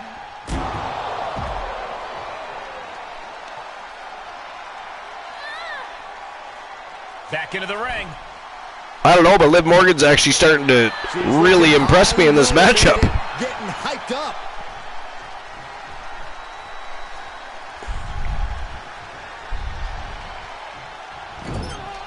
Knife edge chop echoing through the arena. And she has... Oh! Damn. Chip's eyes look glazed over. That was vicious. And it's Alexa Bliss. Alexa Bliss has been eliminated down to Liv Morgan and Stephanie Wolf. We could have a new champion. Come on, Liv. Come on, Liv. Stephanie Wolf kicks out 2 count only, Woozy. Let's see if that kick out Come was on, a Liv. spark, or is it the challenger's last Oh, she landed again. Stephanie Wolf down. That's probably going to do it right there. And that is it. That is all, ladies and gentlemen, the winner of the match and new Trish Stratus World Heritage Champion, Liv Morgan. Now let's take another look at these wonderful women in action. That is crazy. And Woozy was correct, Cool. As ghastly as that is, he was right. Nope. What are you laughing at? It is not funny. It's not funny. It is not funny. Cool just lost money. I mean, how dare you laugh at his dismay, his despair. Just feel it. Their championship dream has become reality. Yeah, did I even bet?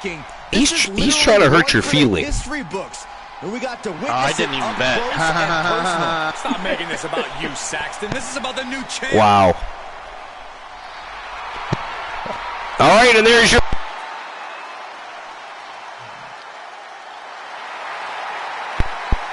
Morgan. I hate when that happens. All right, payout has been issued, and I'm prepping the betting lines for the next match of the night. This is a Trinado lockdown matchup. Jennifer Wolf from Team Glenola taking on Beth Phoenix, and Amber Extreme, also from Team Joe Link. Joe Link's team is growing. Explain to me what a Trinado is.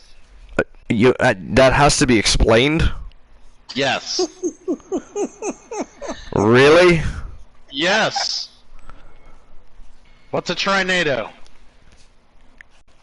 Go back to the Coolverse, sir. If you have to, if you have to ask, then it doesn't require an answer. I'm asking because I'm not answering. I'm not answering. Here's an idea. You have no definition for Trinado. Here's an idea. Come up with one. Here's an idea. You don't want to answer my question. Leave your 2 viewers, show up to a show once in a while, and you know what it is. Anyways, Archer's Women's Wrestling Championship on the line. Trinado lockdown matchup. Jennifer Wolf, Beth Phoenix, and Amber Extreme. Let's go. Thank you, Joe Link. Isn't this just a triple threat? Thank you. Yes, well, a Trinado is the same as saying a tornado, because all three in the same ring at the same time doing battle. Trinado. But again... No, that's what a triple threat is. One of the most dominant yeah, and a fatal four-way being called a tornado anything is still just the same. It's everybody in the ring at the same time. So what, is the fatal four-way a quadnado? Actually, it is. Oh, Jesus Christ. Christian Cool's just spiteful because he can't come up with good ideas for his channel. I really can't. I just saw Tony's... hence how he's got to try and use my name while he's playing Mass Effect to try and garner viewers. Ghastly. I saw 15 people the other day just because of that. It was absolutely disgusting. Well, yeah, they're so happy that you're saving the universe. Why wouldn't they want to watch you? I'll be honest, I did laugh at that, though. I did. I was like, what the fuck? Dude, for what That's limited, great. What limited options they give me, I was actually surprised it came out that good. I like Mass Effect. So, you know what I like? A younger version of Beth Phoenix. Damn. A younger version of Beth Phoenix. Ooh.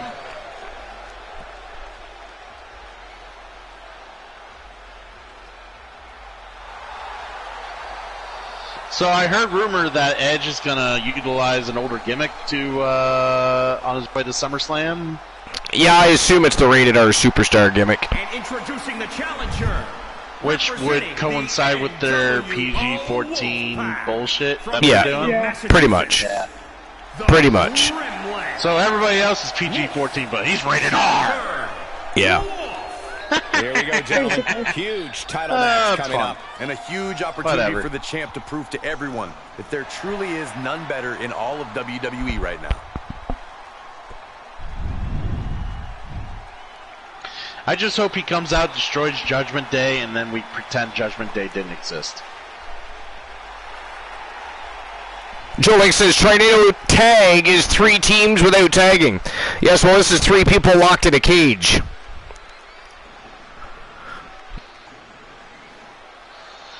How about a shark cage? Then we could call it Sharknado. This is not Soul Ember's channel, sir.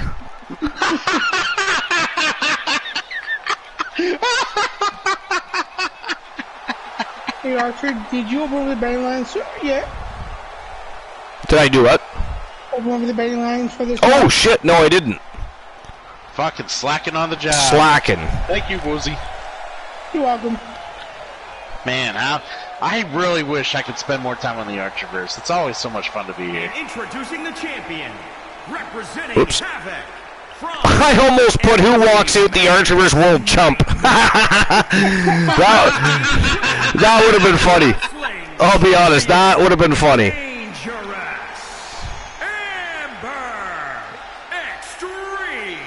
The champ comes into his title defense incredibly confident, Corey. And with good reason, Cole. When you're the champ, you don't have to worry about winning. You just have to make sure you don't lose. That is the champion's advantage.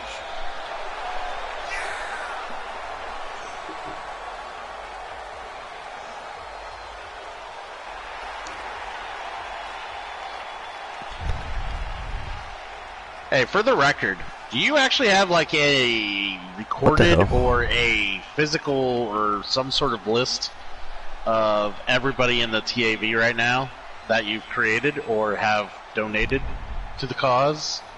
Are you talking about streamer wrestlers or a list of wrestlers? Yeah, streamer wrestlers. No, I don't have a compiled list of that, but there is a list of actual superstars to be claimed. Looking at the champion, I guarantee there is no doubt in their mind as to as who's part this of your match team, with the okay. title around their waist. And or if you don't have a wrestler in the Archerverse and instead you just want to claim a superstar, you can do that as well. Oh yeah, well, everybody needs good representation, even Finn Balor. 1936, but these modern WWE superstars take it to a level no one. Oh, Jesus Christ. Aren't you, Cole? You call this Jennifer Wolf is a vicious, vicious animal. Let's talk about these superstars in the ring here Yeah, now. I'm going for Wolf in this match. It's best to play to your strengths. Oh, all my money's on Beth Phoenix, baby. Out of the top, do it. If you can incapacitate your opponent, I'll get my glam on right here. Do it. The Glamazon. 5,000 on Beth Phoenix here.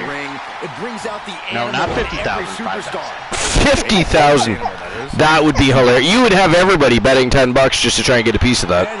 Yeah, everybody wants a piece of this fool. Everybody wants a piece of Christian Cool. Oh my God, what a kick! But it wasn't long ago that Jennifer Wolf was involved in a elimination chamber. Actually, it was the first ever women's chamber of pain match is what it was. And she literally knocked everybody out. At one point, she was the only person left in the ring waiting for somebody to be left out of a pod. It was insane. These two are ready for each other. Well, knockouts will speed up a match, that's for sure. Oh, hell yeah. I mean, it wasn't an overly quick matchup, but it wasn't an overly long matchup either. But it was hella entertaining. Holy hell. I do like the Chamber of Pain matches. Oh boy, back suplex. Like, how can you not? I know, right? Oh my goodness, kick to the spine. I mean, that knockout can come at any time, and you just don't know when it's going to come. So it's just, there's always an element of surprise in those matches. He certainly took a chance there. It makes you want to sit at your damn seat waiting for it to happen. Oh yeah. France with 2 L's says, not going to mess with the television championship here yet.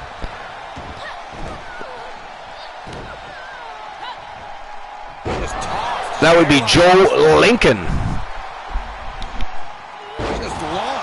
I mean, at least for now, he is defending his title later tonight. Just carrying the opposition anywhere they want. Piercing the throat. She did her homework there.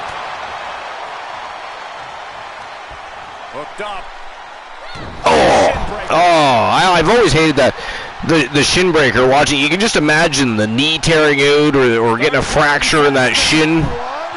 Oh, yeah. We could be here all day. Sometimes it's simple little moves like that that hurt you the worst. From behind. Back suplex.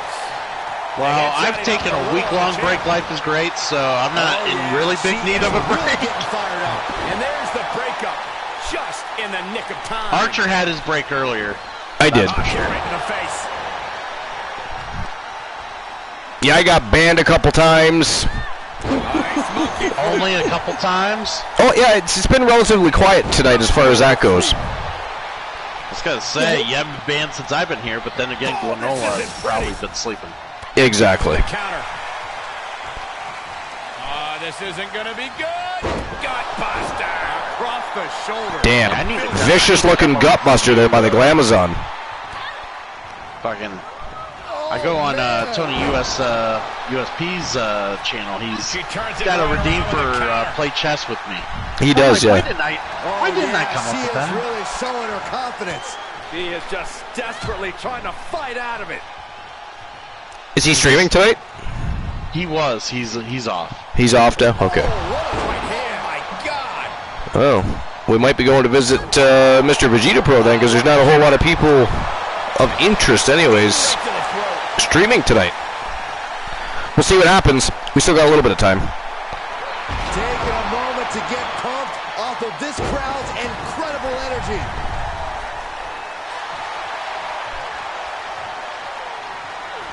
Ooh! Vicious gut-wrench powerbomb there by Jennifer Wolf. Very vicious. Oh, and another one, this time to Amber Extreme. Damn, she's just going from Vixen to Vixen here. And look at this. Big power slam to Beth Phoenix, puts her back on her back. And a little insult to injury there. Monkey flip. Oh! Wolf caught by the champion, though. That could have been it right there. Uh-oh, this is... She was being vicious in there. Wow, nice reversal there by Amber Extreme mid-air. Kick out. She still has life. This is going to come down to who wants it more. And another gut-wrench powerbomb from Jennifer Wolf. All right, life is great. Get some sleep, my friend. Yeah, life is great. Thanks for being here. Thank you for the host. You have a great evening. We'll see you on Saturday night for our special event. It'll be 10:30 p.m. Eastern Standard Time. It's going to be all about Glenola and some reminiscing over the past 300 or so episodes. One of 3 tribute shows that are going to happen over the next couple of months. She's got the whole WWE Universe rallying behind her. Glenola just happens to be at number 1 on the list. Great counter. France says, I need to get this Nikita Alliance call together. She got out of there.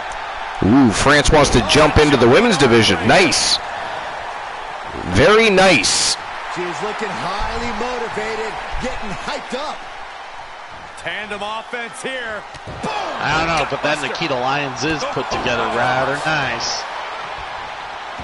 Uh-oh. Ooh. What an elbow drop. Right in the chesticles. They're not looking good right now. I'm just surprised that this triple threat match is still going Man, on. I hate when people slap my This would have been chesticles over by around. now. So do I. Those man chesticles. Oh, yeah. She is Or movies, as, Woozy Stalker likes to point out. Incredible speed. I had an ex-girlfriend call me Movie all the time. Attention away from your opponent. Punch. And you know what's next, guys? Ooh, nice face breaker by Jennifer Wolf. There's 2. Oh, Amber Extreme just barely saved her championship there. On a slam. Damn, stopping a mud hole right in the champion's chest. Indeed she is. Work on that shoulder. And she can't find a response for this assault. She's a fucking beast. She is a beast. We knew we were in for Kinda something looks like a special beast, between too. these competitors, but they are taking things over And their there's own that. limits. Oh, look at that. Tossed her right into the side of the cage. Oh, this is not good at all. The pendulum backbreaker stretch. Oh, man, right to the arm. Hyperextend your elbow. The champion getting a little payback here now. She's feeling it, and the WWE Universe is feeling it too. Oh, dropped her right on her face. Savage. With a championship on the line. And the count's broken, keeping the match alive. Beth Phoenix setting up for the glam slam, but no, look at this reversal by Jennifer Wolf. Reversal on top of reversal.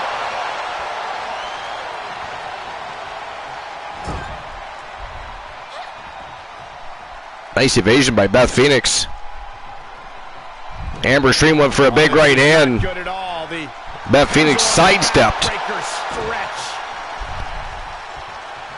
Oh, and a reversal. Wow. Oh, knocked her out.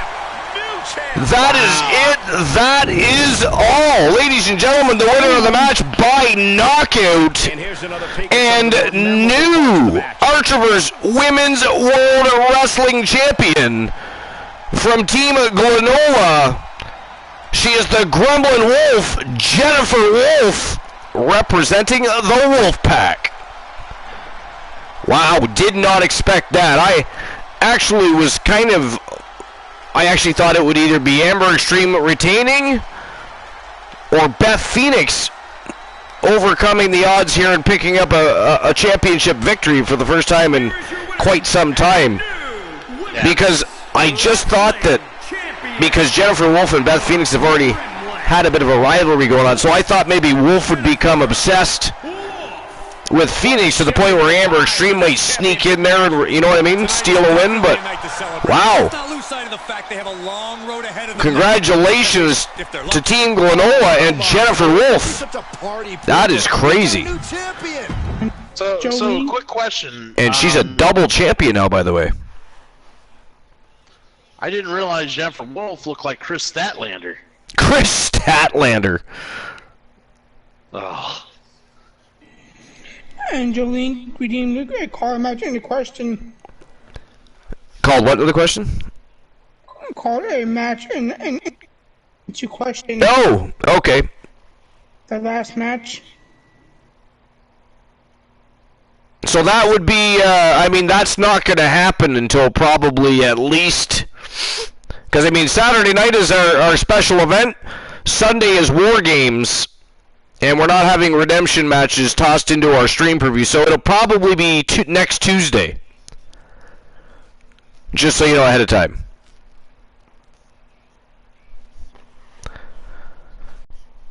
Alright. Anyways, next match of the evening and the main event of the main card is a Fatal 5 elimination matchup between Roman Reigns, Big Baba Bruno, the Samoan Lion from Team Soul Embers, Alisa Loss from Team Axel Ishtar, Hollywood Hulk Hogan, and of course the reigning defending champion from Team Joe Link, Joe Lincoln. Archerverse World Television Championship up for grabs. Who do you guys got with this one? Oh, definitely not Joe Lincoln. That guy's a fraud. He's a fraud.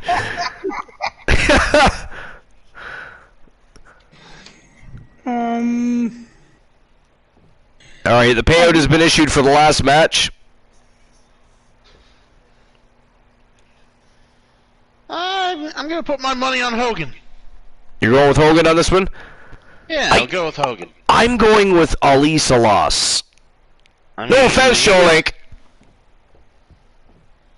I'm going for BB King. I was going back and forth between Ali and Hogan, and I don't know. Hogan could probably walk out with it. You get lucky with the leg drop. You never know.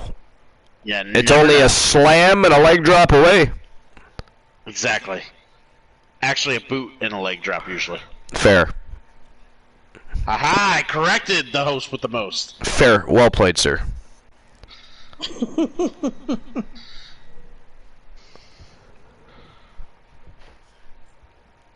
Alright, so who walks out the Archerverse TV champion? Is it going to be Reigns, Bruno, Salas, Hogan, or Lincoln? Link says, just like Christian Hart uses performance enhancers and can't last 30 seconds. Wow. No one redeemed a silly Joe Link. That's a silly, a silly this Joe guy's Link. Full of shit. How dare he come up with such nonsense? All right. And there we go. Betting lines are open. 5 minutes to make your bets. And let's get this main event underway. It is go time. Alright, I'm sticking with Salas. I was going back and forth there in my own head there just a little bit myself between Salas and Hogan, but I'm going to stick with Salas. Cool up with Hogan, I'll stick with Salas. I'm going with Bruno.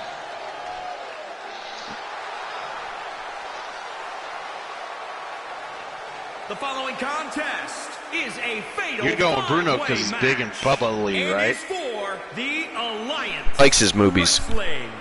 I do. I'm ashamed. Neither do I. Mine are just perking out right now as they are. Those hard little nippies. Yep. Big sacks of flesh. Yeah. It's a big-time opportunity, Byron, as the title will be on the line here. You're right, Michael. And judging from the response on social media, we'll drop another 5,000 on Hogan. We're likely to see a new champ crown. I remember that. That was awesome. Christian Hart hoisting Andre the Giant over his head. What? Oh, yeah. Military pressed him and tossed him over the rope. Oh, man. I need that as a part of my my intro. Yeah, you do. You need to go back and find that and clip it. Oh, man.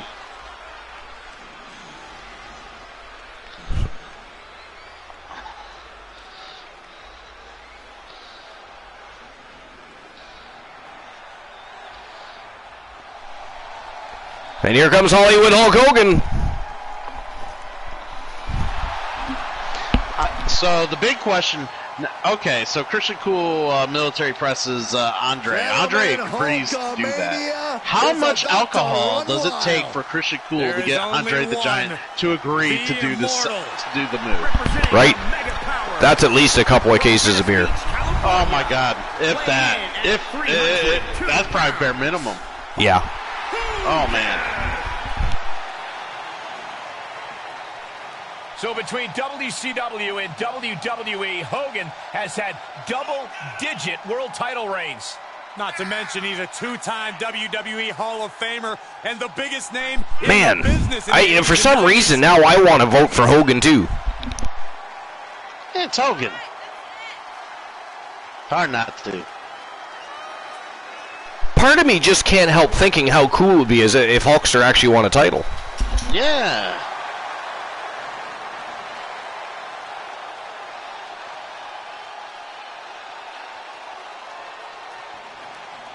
So are you taking a vote? Is going crazy.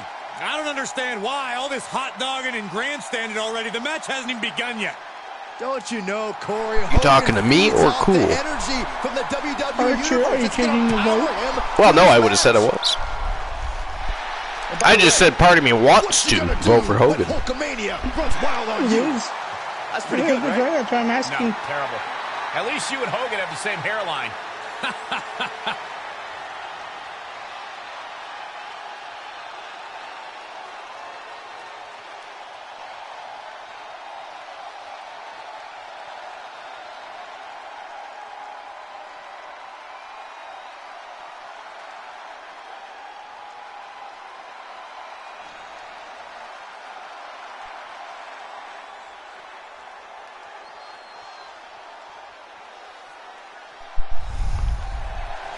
Big Bubba Bruno.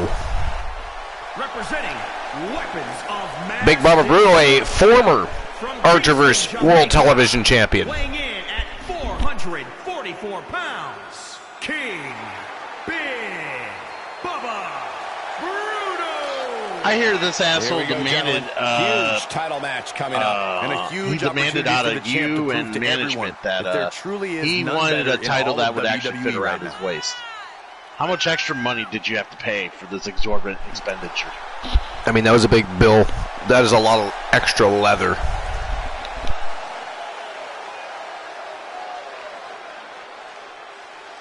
Probably even more in Velcro. More than ready to become the standard bearer of this division. Actually, unfortunately, it's got a buckle. So, I mean, that is just a big damn belt, though, isn't it? Look at it. Oh yeah, huge. By the way, can I say how much I hate the Velcro on belts now? Yeah, me too. I don't like that. Hate it Put the buckles and snaps back on the belts, please. Thank you.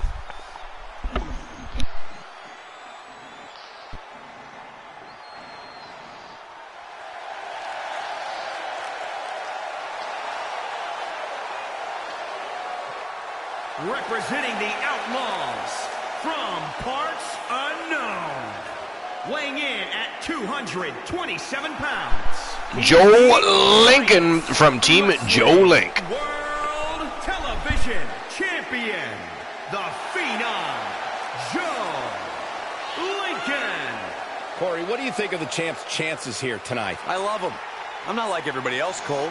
It seems like everybody's ready to write the champ's demise, but not me. Wow, they think that the champ is going to retain. But he is not. Many have written him off as champion, but he is determined to prove his doubters wrong.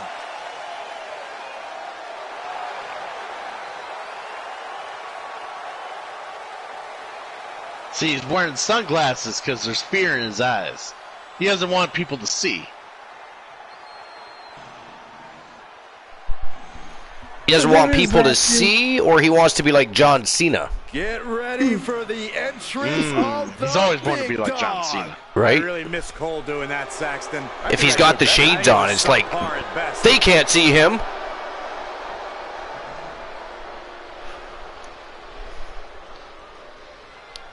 The Tribal Chief, Roman Reigns, making his way to the ring. That's another question. Are we underestimating the power and the capabilities of Roman Reigns in this matchup, I wonder? Nah. Representing the Blood Brothers from Pensacola, Florida, weighing in he's the at last one to come out like the star he is. 265 pounds, Roman. It's odd when you think about it, right? Reigns, one of the most confident men I mean, in it's WWE good booking. today. You feel the aura of the arena change the minute the opening notes of his song hit. Roman Reigns changes the feeling in the building. It's all about his yard. Plain and simple. You know, I don't think they do that enough, where they have a big star put over a current champ. Yeah, there's nothing wrong with it. No, not at all. No. Especially if you're having the star come out last, showcasing him more than the champ, but you're also using him to do what you need to do to elevate that champ. Like it, you don't see it enough. And when you do see it, you're thinking, "Wow, he's outlasted. They're booking him over top of the champion here, in a manner of speaking." And it gives you that second of like, man, maybe he is going to dethrone the champion here tonight. Exactly. It's just like, oh man, this is what they're gonna do? God damn it.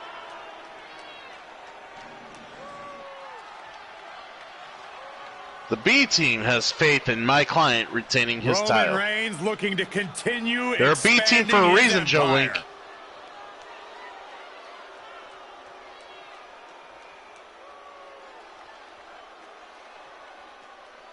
Even that's questionable at times, by the way. Yeah.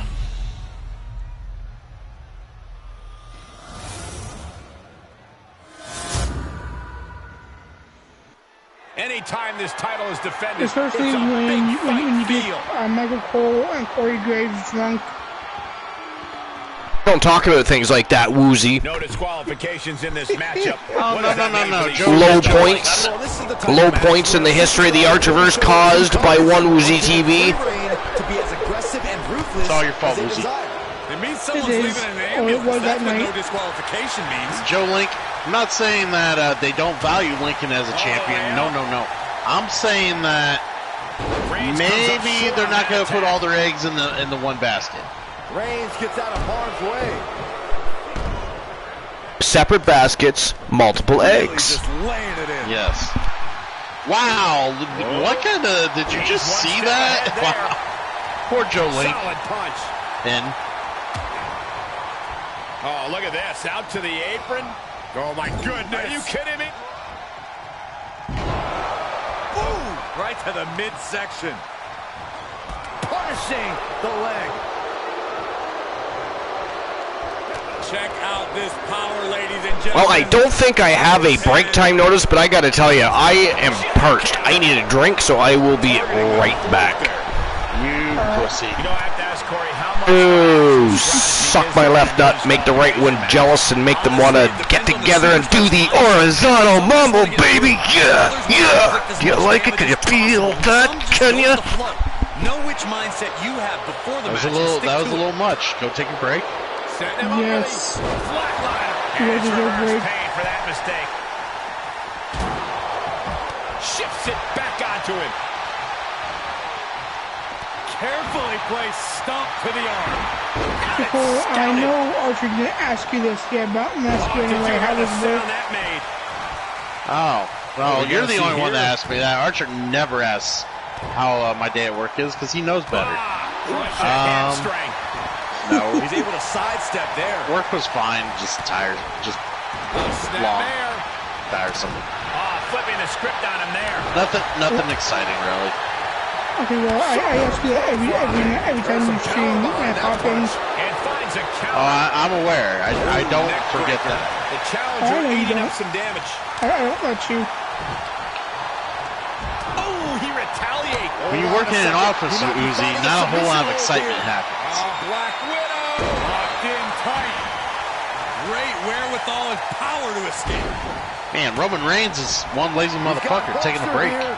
He is. The champ's eyes look glazed over. And you know what, Joe Link? It could happen again.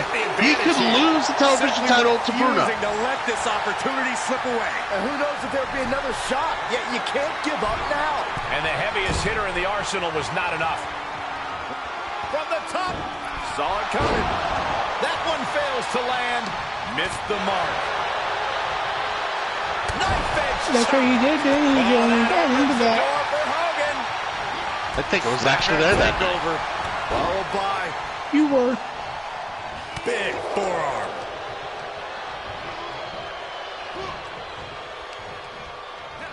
Hard landing. Oh, man. Reigns able to sidestep. He's turning the tables. With the reversal. Knew what Roman had coming. Rear chin lock, and now just rapid fire punches. Connects on the kick. Reversal. Can he take advantage?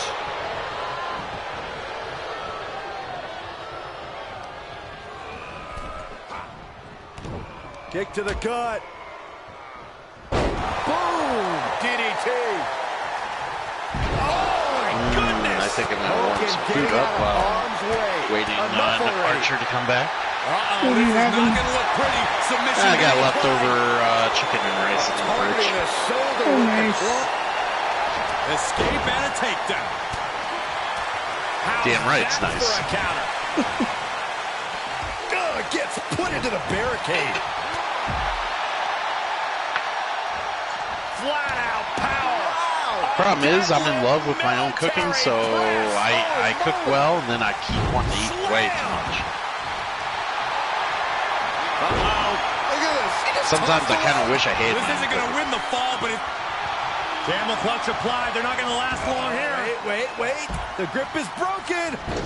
Makes him. I have returned, and I see nobody's been eliminated as I was gone. No. DDT. Excellent. Everyone's accounted for. Roman Reigns looking a little woozy there. Crowd knows what we're about to see. And the rope's forced to break. He did not want to be caught up in that submission any longer.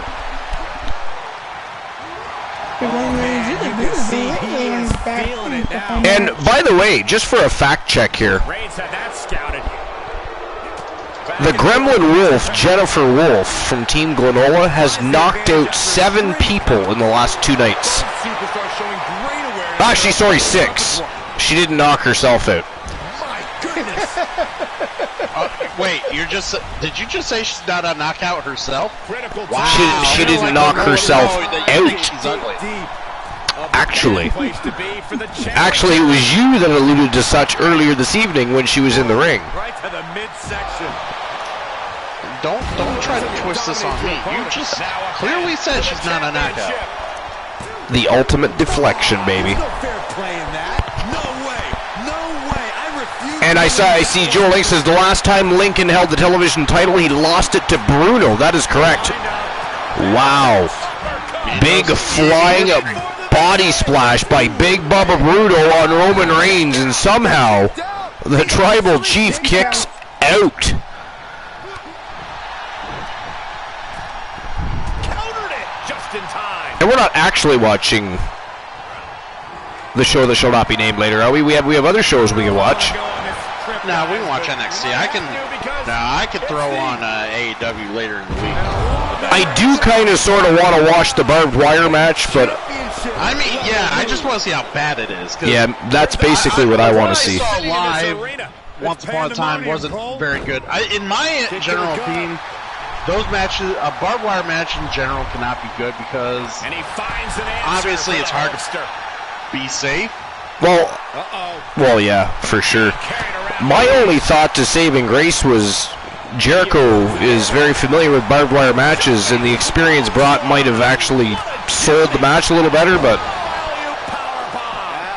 from what I understand, not so much. But we'll find out. And anybody that wants to join us in the Archivers Discord after the show is over, that's where we'll be, and that is what we are doing.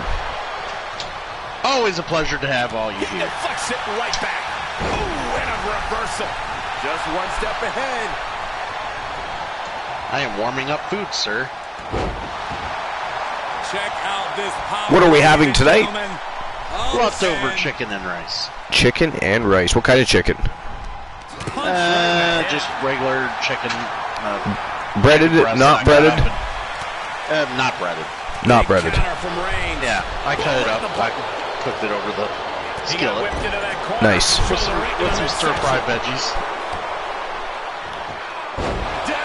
Like, do you have a wok or? No, just. Oh, okay. Just a skillet, alright. Yeah, I don't bother with the wok and shit like that. Oh, look at that. And again, Irish whipping range right into Salas. That is vicious.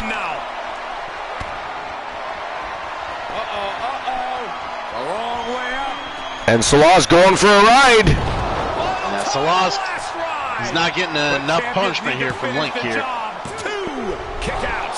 Wow, Salas kicked out. He kicked out of the Lincoln ride. Joe Linky kicked out of the Lincoln ride.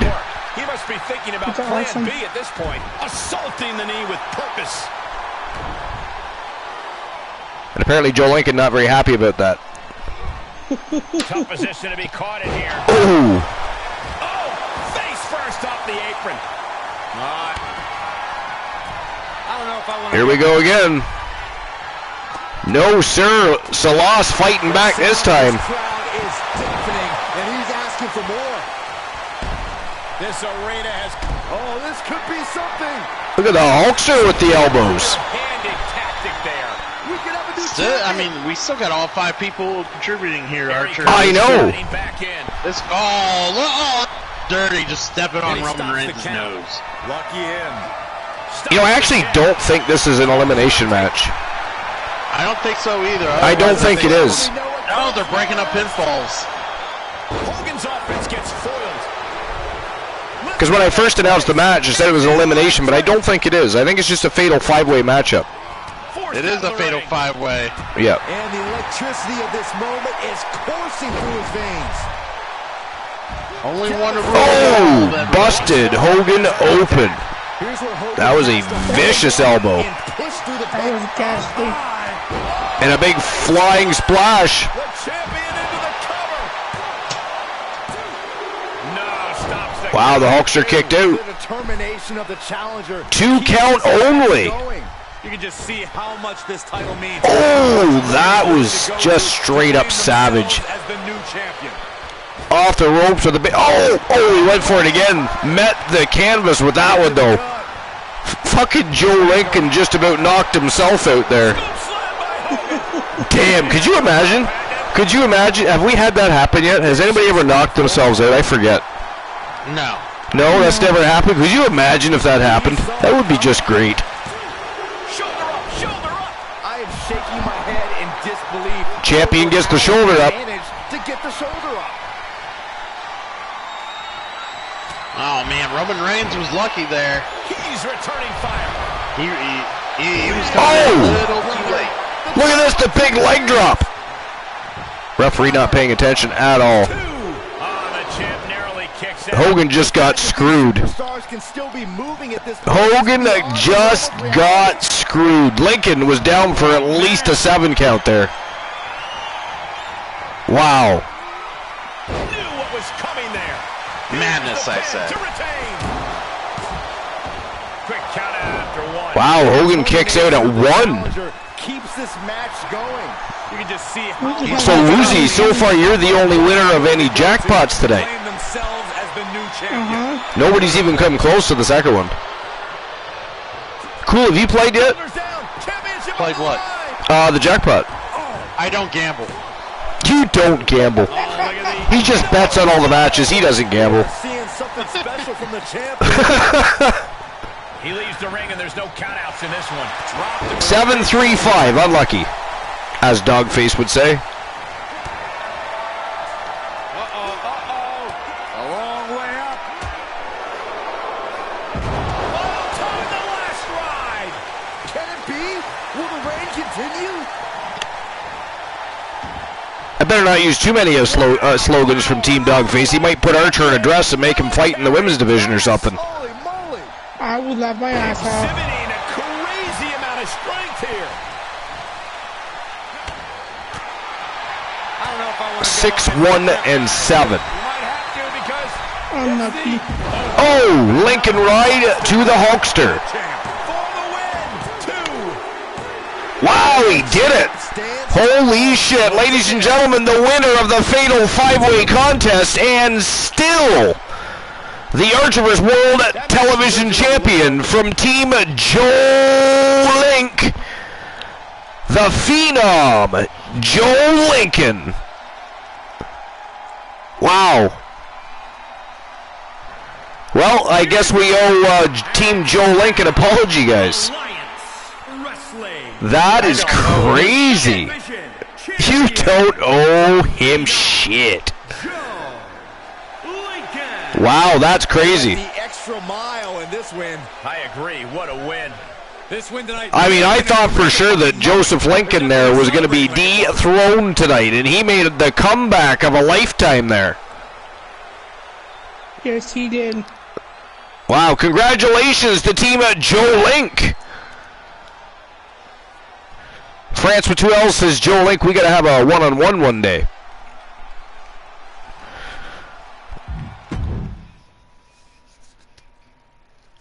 All right, here we go. The dark match main event of the evening. Initially, Chairs was going to cash in his TWA contract case and challenge the then TWA World Heavyweight Champion, the Wolfman Alan Severn. However, Severn ended up losing the championship to Mitchell Vaughn. So, Chairs is still getting a shot at the champion. However, the contract case is still very much intact. He is not being forced to utilize that as his original cash-in ended up losing. But he had a great showing, and he certainly earned both the case and the shot at the championship, so he is still gifted his championship matchup, and he still retains that contract case. So Chairs having a very, very good start to his career so far. It's been absolutely phenomenal. Cool, have you watched much of Chairs? I mean, he's fairly new to the roster himself. Well, I saw his introduction match, and my God, he looks very similar to another certain personnel of that we know of, Tables. That has been said. I mean, that has been trending, if you will. However, pictures have surfaced of both Tables and Chairs at the same event, not together, mind you, but at the same events in separate parts of the building. But I don't know. Could it be editing? Could it be, who knows? Some people say there's no way it could be tables because where would he put all the hair? I don't know. Others say maybe the hair isn't real. Maybe he's bald and it's just a wig. And if that's true, how does he keep that sumbitch on during matches? That is too weird. Too weird. I mean, to keep a pair of sunglasses on, or a ball cap, that is one thing. A wig? Interesting. But I don't know. I mean, it is certainly a controversy right now. Nobody can seem to make up their minds. I mean, what's the true story? Is chairs tables, and tables is chairs, or are they separate people? I mean, I guess we'll find out at some point. The only thing I really know is how dumb you sound when you try to fucking go through that question in your head. So let's move on. Tables and chairs, chairs and tables. We are not going to find out the answer today. All right, so I'm opening the betting line. Hail King Ricks. How can I join? Well, we have people here that can answer that question for you. All right.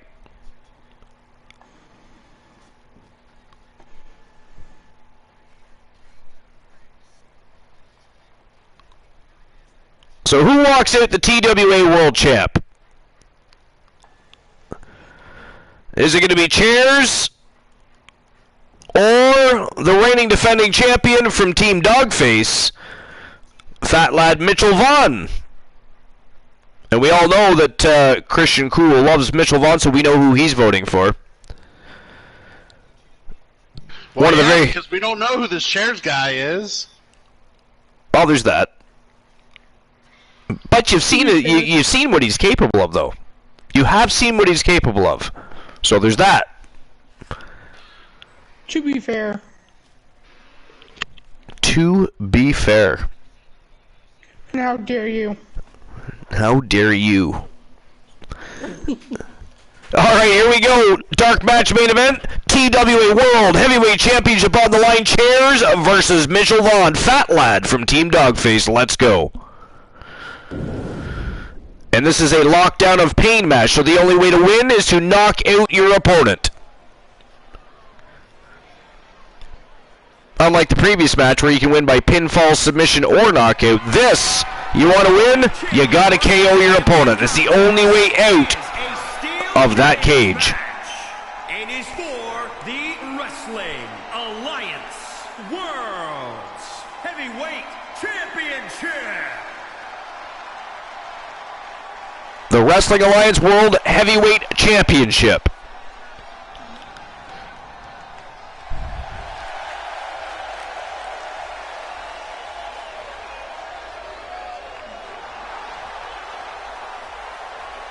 Already one half of the Mixed Match Challenge World Tag Team Champions with Io Shirai. They burst onto the scene in the Mixed Match Challenge division and exploded right to the top of the food chain and had a very impressive showing. Ended up becoming champions. Will be on the line here. You're right, Michael. And judging from the response on social media heading into this match, it was actually Io Shirai that won the titles for them because here tonight. Chairs ended up taking on Stone Cold Steve Austin, and Io Shirai, of course, took the title from Tony Storm. The underdog tonight, but in his mind, winning the title. Stone Cold Storm was dethroned. That's when all the debate about who Chairs could possibly be started. And I'm going with Chairs. You going with Chairs? I am, yes. I'm going with Mitchell Vaughn. I'm siding with Christian Cool on this one. I mean, technically speaking, he's a Grand Slam champion right now. Now, I know the YouTube championships have nothing to do with Twitch whatsoever, completely separate from anything else, but he's the TWA World Heavyweight Champion, the Archivers World Heavyweight Champion, one half of the Archivers World Tag Team Champions with Big Bubba Bruno, and he and Bruno are the Tag Team Champions over at the Shark Tank. The champ comes into his title defense. Very impressive is Team Dogface. When you're the champ, you don't have to worry about winning. You just have to make sure I'll tell you how impressive he is. For as much as I can watch the Archerverse, and when I'm on live, I don't ever see this guy lose. He does not lose often. Actually, to be fair,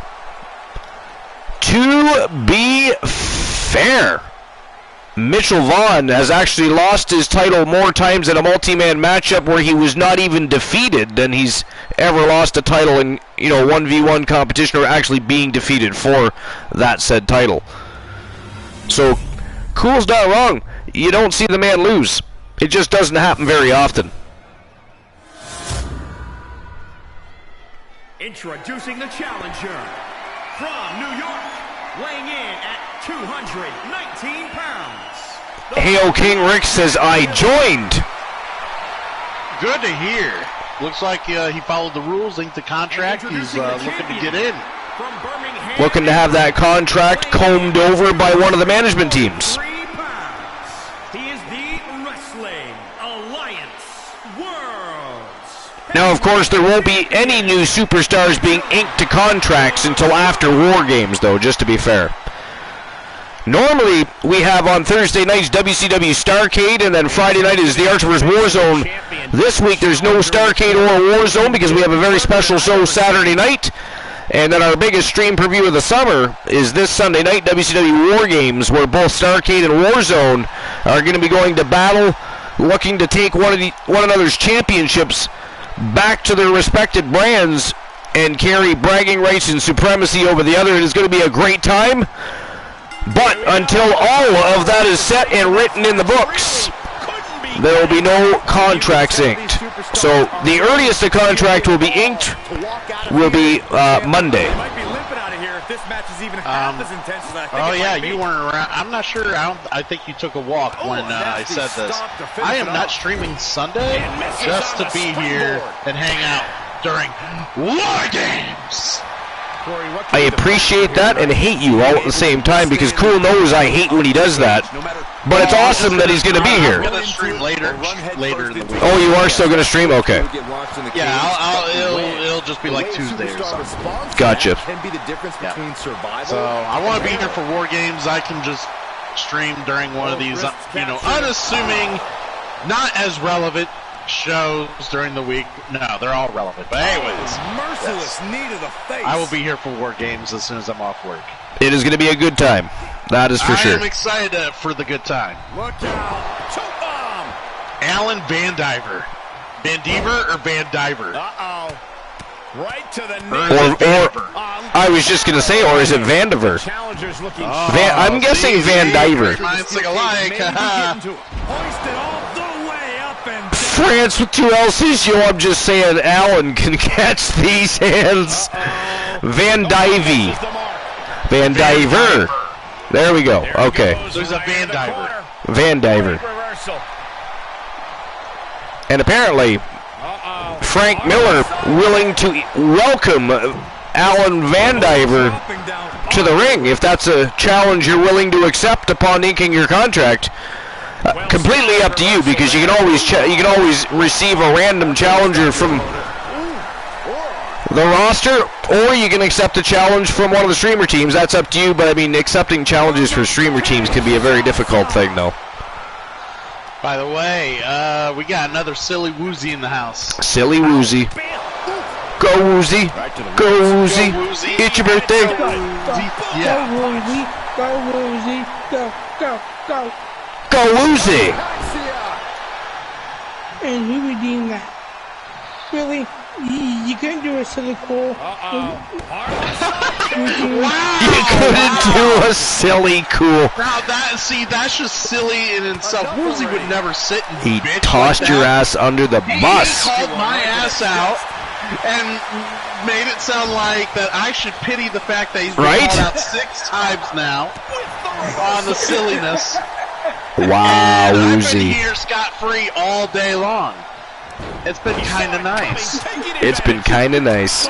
Oh, big spinning back fist. Man, Cheers is kind of vicious. He's just double foot stomp. Double foot stomp right to Fat Lad's boobies. Thank you, Joe Link. I appreciate that. Man, Chairs is lighting Fat Lad up right now. I'm a little, oh my God, be honest, I'm a little bit surprised.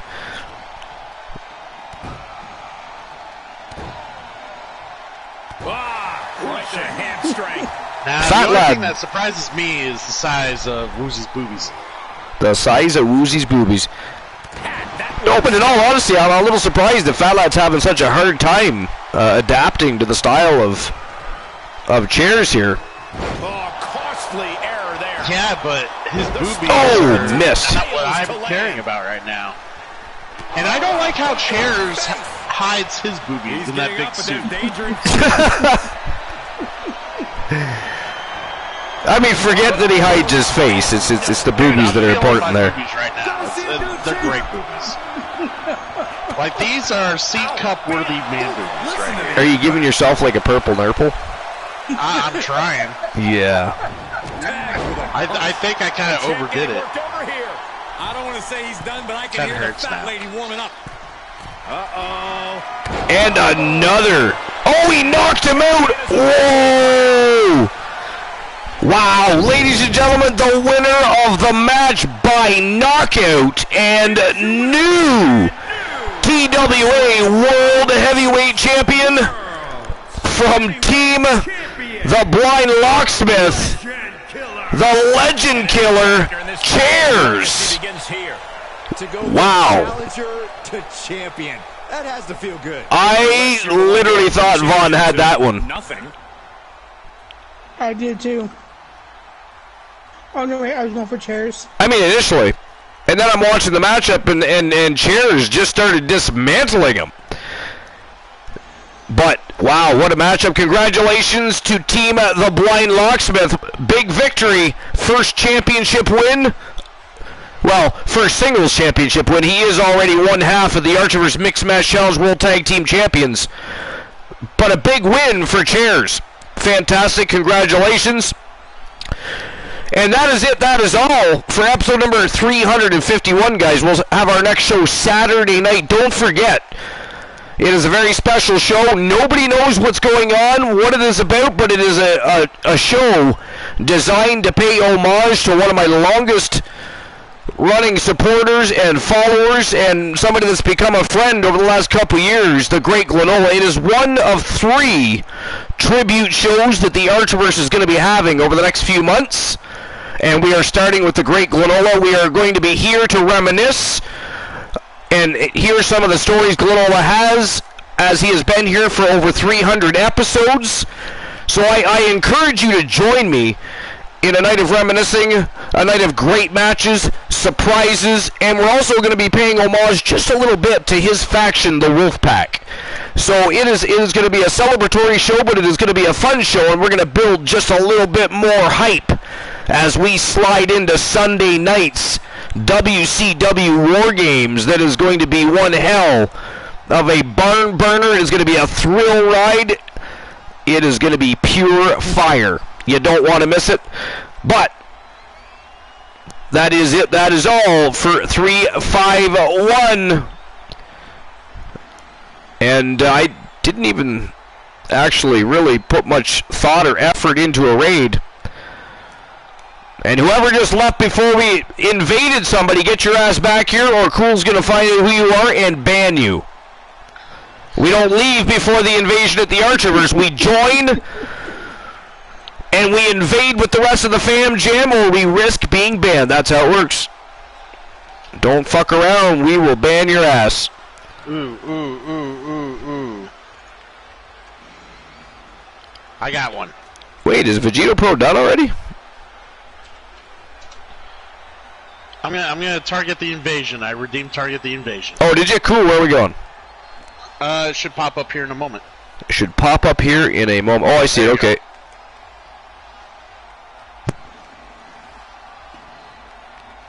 All right, yeah. we're gonna invade Mr. Dub 4, and that is how we're gonna end our evening. Make sure you show him some respect and love.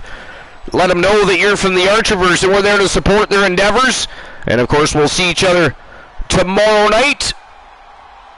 Why is my raid not working? Or at least not on my end. Is it working on your end? No, it's not. No. You might have mistyped it, or you might have did something with the raid. Alright, I guess you gotta do it again.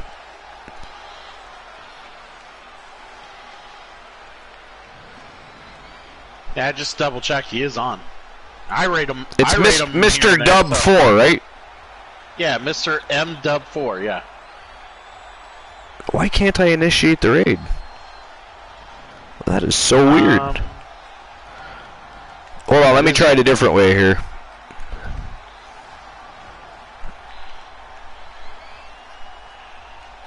Just gotta say, he's still streaming, so I just looked.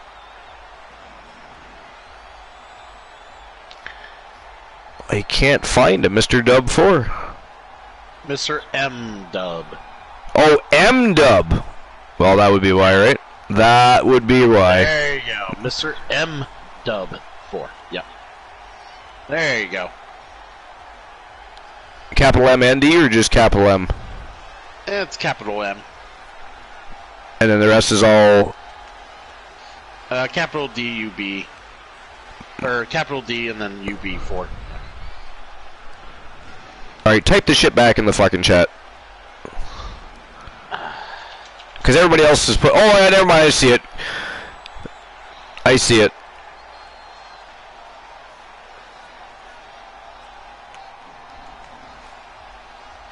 We have people to ban, people left. We're not done. We did not invade. Where are you going? How dare you? Get the fuck back here. I know, we had like 13, 14 people in here, and then they all disappeared.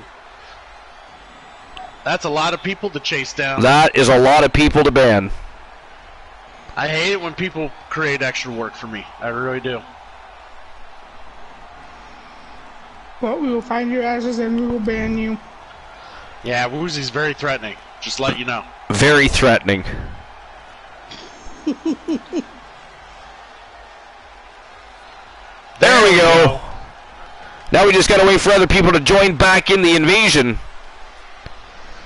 Get your asses back here. Let's go. Get in this invasion. Don't you dare skip out. Yeah, this guy's a real chill dude. Likes to play a lot of Resident Evil. Likes to play a lot of fighting games, too. Alright, well, let's go show him some love. Let's and go. We'll see you Saturday night, 10:30 p.m. Eastern Standard Time, for a very special event. What is that event? If you want to find out, you better tune in. See you then. Here we go. It is invasion time.